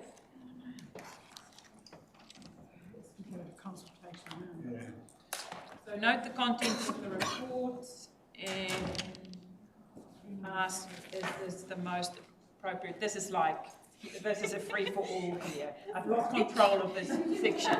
So you just go for gold. You just perch there. I wasn't going to talk to it. If there's any particular questions, Deb's down the back there. What we are saying is we are going to go and ask the community based on the direction you guys gave us through the workshop in terms of preferred options and the types of options you wanted to ask. I'd like to move it. I'll second it. Oh, let's go. Actually moving something and not just up with it. And then seconded by Councillor Foster. All in favour? I just had a question. Sorry, just a quick question, guys. I know we're trying to. I too support it. I just wanted to check that as it heads out to consultation and as we ask our communities, because it feels like mobile trading is becoming more and more popular here in Te Tairāwhiti, and personally I love that. That means wider variety for smaller communities, and I really love it. I really love it, and I think it creates like a niche kind of industry, right? So I'm supportive. But the feedback is also in the paper says that it's really hard to understand what can and can't be done. Are we hoping that to improve that in the changes? Yes, yep. Like significantly? As best as we can with what we can do. Sorry, it's not a good answer. Yeah, through worship, a lot of the issues with the current bylaw are to do with readability. It's got sort of really unfriendly language, It also references a lot of acts that have since been updated, so it doesn't really make sense. So the idea is definitely to make it more clear what you can and can't do, and that's for those who would like to operate as a mobile trader and also for our internal teams that administer the bylaw as well. One more thing is that I noticed in the agenda readings that the tone is a little bit punitive. It can be a little, I don't know how else to say it, it's a little bit mean. Is there, did anyone else find that? In terms of the bylaw wording? Well, yeah, it just felt a little bit punitive and it felt a little bit mean, and I just wonder if there's a way that we can, when we do an update, that is lawful, legal, but is not so mean. Can it be more positive? Can it be more uplifting? Encouraging. Can it be more encouraging, knowing that this is a region that we support small businesses, we want to see it, our communities like them. Can the bylaw reflect our encouragement and support of the industry and be slightly less punitive in its language? That's what I'm asking for. But we need to balance the encouragement or with the fact that there are shops who pay rates and electricity and I understand that, but we can take another look at the tone, but I guess most people won't sit down and read a bylaw, so we normally put a lot of time and energy into like web pages and other bits as well, where people get kind of those key info nuggets from as well. So that type of language is definitely in those spaces, if that's... that was my only thought. Hello? Yes, Teddy. Just on page 430, it's got a map of the Brisbane Central Business District. I'm just wondering why does this Mobile Traders Act only relate to the CBD, or does it relate to Wainui Road and everywhere? Region-wide. So there's a... I don't understand why we've got a map of the CBD covered. Through you, Your Worship, at the moment, in the current bylaw, and we haven't proposed to change this, mobile traders can't trade within the CBD, which is why we've got that map, because currently it's not super clear where the CBD is or what it means. So we've included the map so that it's a really easy reference for people of that exclusion zone. And that's, as Leah Stoltz was saying, is to provide a little bit of protection for those businesses in town, but also it's to do with safety, traffic management, those sorts of things. Okay, no, that's good. I didn't really think. Any more questions, queries? If not, all in favour? Aye. 1, 3, carried. Thank you, lady. Next one is term of Parliament. Oh, yeah. So it's a 4-year, and just remember 2 total different processes. This is a bill put forward for central government. What I'm going to talk to you tomorrow about is the electoral reform group, which I'm part of, which will make a proposal to government also for a 4-year term for local government, and I'm happy to see it mentioned in the letter here. So just remember, we are just making comment on the submission written. Ka pai. Through the chair, I'll take it as read, but we had an opportunity to draft a quick, short, sharp submission on this, and we guessed what some key points would be that we felt you would like us to include, and this paper's just just seeking clarification. Is anything you wanted edited, amended, or if you were happy as is, and if so, we can send it off. I think you struck it very well. What is being proposed is not a permanent solution. It's a really loosey-goosey bill, where if you come in government, then you can decide if you want a longer term. That will screw all processes, because if local government moved to a 4-year term, we would change to 4-year plans. There would be different cycle where every 2 years there's a local government election, then a central government election. So I know nationally there's issues with the loosey-goosey nature of this. So I'm happy that you put that in there, and the local government as well. Councillor. Thank you. I'm going to stick by tradition and internal, because I believe that this... Okay, fantastic. Moving on. Next one. Sorry, no, you're abstaining. You're not taking part. Abstaining, so why would you not taking part of the I discussion? want to explain why I'm abstaining. No. Please tell us why. I don't think it's our call to call how our constituent choose to vote. First point. Second point, 3 years is a good long time. And I'd like to quote Robert Williams at the moment. Vote against it. And the parties need to get bipartisan agreements going on key infrastructure issues. That is the key. Whether it's 3 years or 4 years that they start changing things is immaterial. Yeah, I still don't Just understand changing it 4 years is not. Just vote against it. Just vote against it. You don't just abstain if you don't feel like it, you then vote against it. But anywho, next discussion, all good. Yep, go for gold. Yep. Okay. I just had one kind of edit for the submission, and that's council supports in principle the extension of the parliamentary term to 4 years, but doesn't support the model proposed by the bill. I just would like that whole sentence just removed, mostly because it's pretty explanatory what we do care about, what we don't care about, what are the flaws.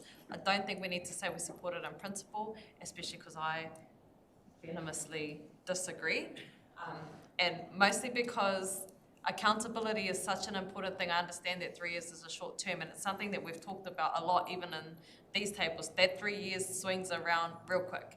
But in the event that people are not performing, both locally and centrally, nationally, that's the time. 3 years, we're all counting down minutes for the next election. And if we make that longer, it's too long. Too many things can happen. And so I would just potentially like that, I would like it removed, that one sentence. But otherwise, I really commend the Gisborne District Council for submitting, creating so many thoughtful, well-written, articulate submissions.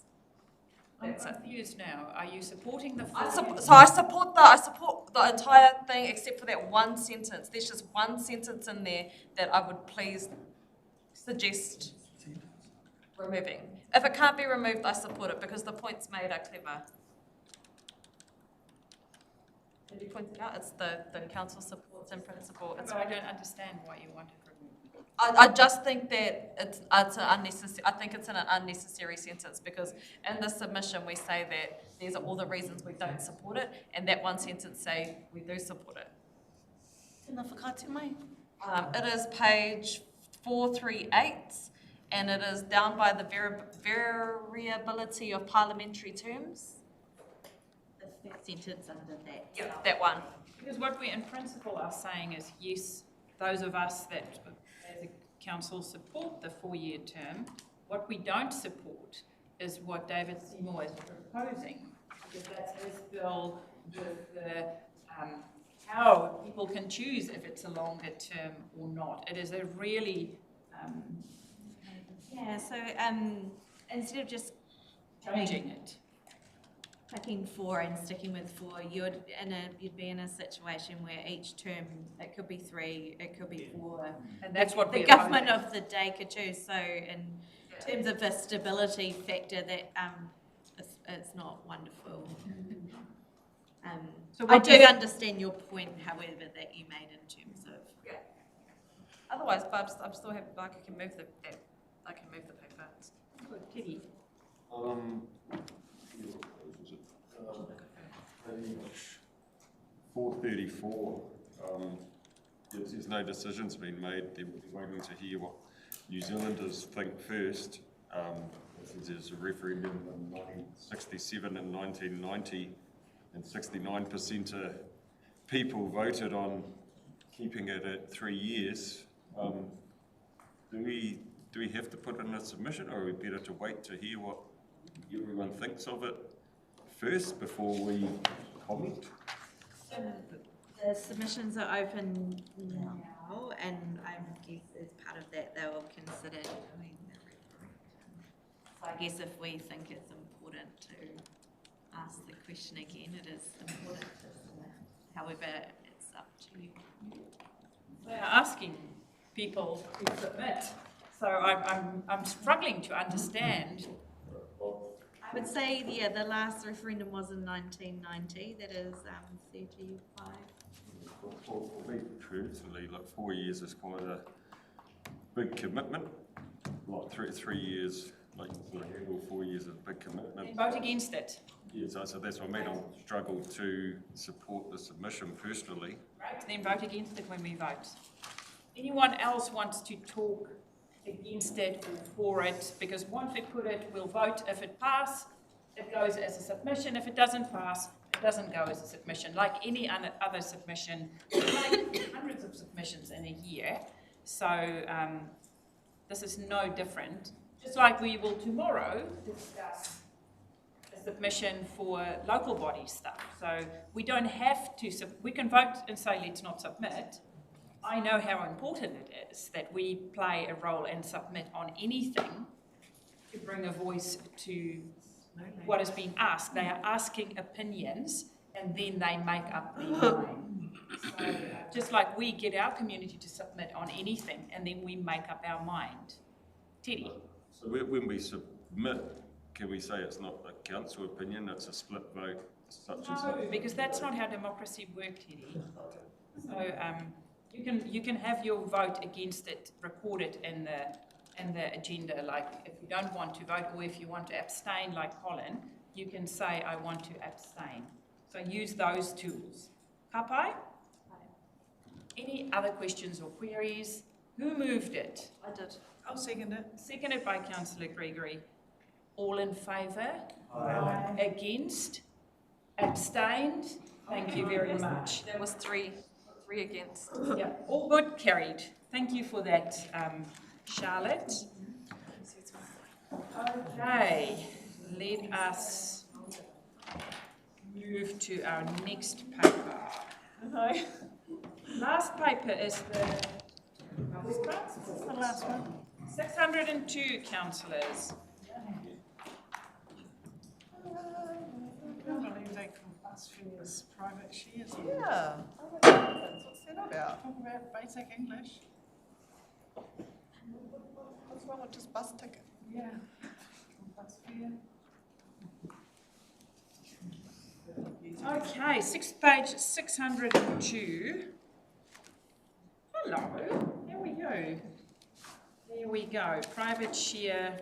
This makes part of our discussion from 2 weeks ago. Yes.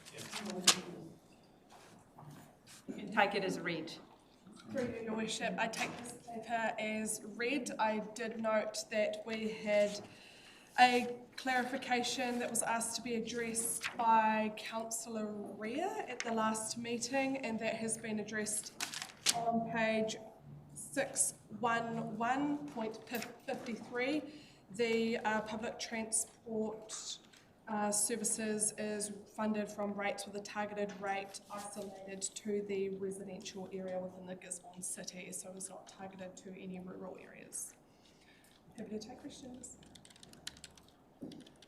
Okay, let's go.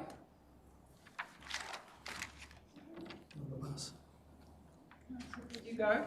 Who funds rural buses? Is it the Ministry of Education? Aye. Because, yeah. Yeah, when I started reading this, it showed I had a question, why has private share actually dropped? Because there's quite a significant drop, but it looks like it's to do with government funding, because government funding, they put in a lot more funding to try and pick it up, and now it's picked up, they're pulling out again and putting the funding back on private. We don't really have a say in that anyway, do we? Or so. No, through you, Your Worship, the additional government subsidies were proposed by the government of the day through the government policies, through the GPS, the government policy statement for land transport. So this government has made it very clear they will not be providing any more of those additional subsidies, 50% subsidies, child subsidies, and gold card subsidies. So that's why there is a clear directive from the Minister to get that funding back from the people that use the system through ticket fares entry into the bus. All good, Councillor? So we bought, you use the pace. Councillor Talbot. Yeah, look, I'd like to move it actually, back in 2018-19, the actual share user pays was 19.9. This last year, actual is only 8.7% of the cost of running it. Now that's got way out of kilter to me. It's always going to be subsidised to a point.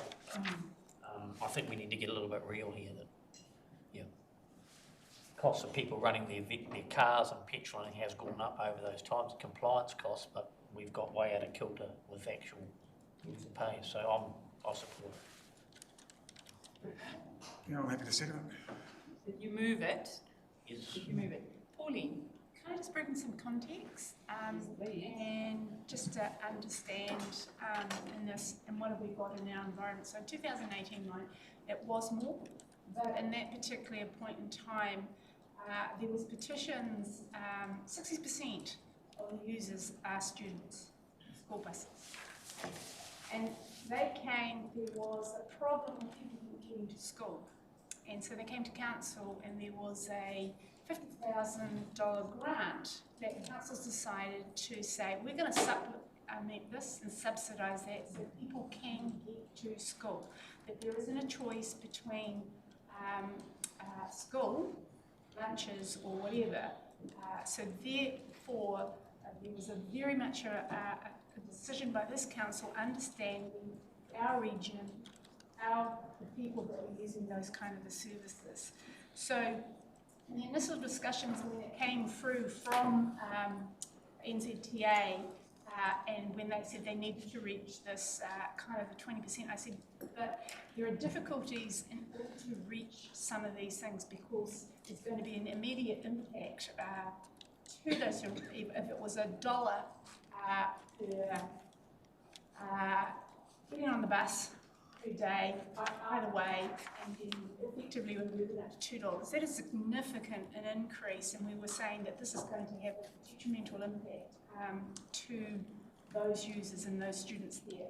What they had said in the discussion that they came through was that in some cases that they have advertising. A lot of the places, especially on the bus shelters, we said that we've only got about 4 or 5. We're not Wellington, we're not Auckland. And our ability to get revenue from that advertising is limited. But there was another scheme that we said, and they purported that you could actually get subsidised bus routes for schools. And that's something as part of that is that we're probably looking at how do you get those additional bus routes for the children to be subsidised. And that's part of this trying to reach a lot of that private share is how do we supplement that within our own area. Definitely the adult prices, I think the adult prices were suggested in the previous paper, and I can't remember off the top of my head what that was, but the children prices we said $1 to $1.25. But we pushed back. They wanted it to occur from this year. We said it could not. We said it has to be a stage, and we also know that there if there's a choice between students getting to school, the councillors and our region is likely to have a community will actually have an input into that. It is different than other areas and for reaching those other targets. But we were saying that the target for the adults could be, but it was a real risk. And just to be aware of that as councillors, those prices going up and the impacts of it, these are the decisions when you are making that as the further implications to the community. Good. Any other questions in regards to Libby or Right? Yes. Thank you very much, Your Worship. Just to clarify something you had said, first of all, just to make sure that it's, I guess, on the record, we say that they push back in regards to our fees and charges. You're talking specifically about NZTA? NZTA said it was almost their target should be 20%, reaching up for that. And Theirs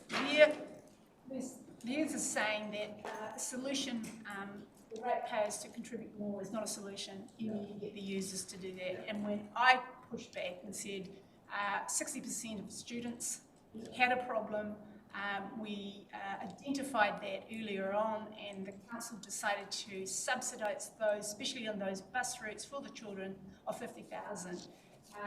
And they said, well, we expect them to pay more. And I said, but there's also maybe a decision from the council has decided to do that. We have to understand what it is needed for our community, because in our particular area, the issue will be that students do not get to school.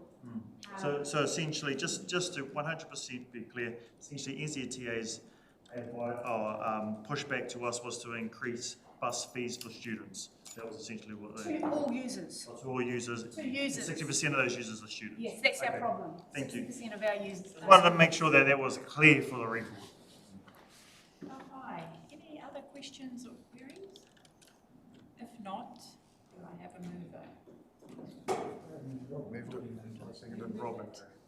By Councillor Telfer, seconded by Councillor Foster. All in favour? Aye. Thank you, Libby. Thanks a lot. Thank you, councillors. We'll see you. This is the end of our meeting.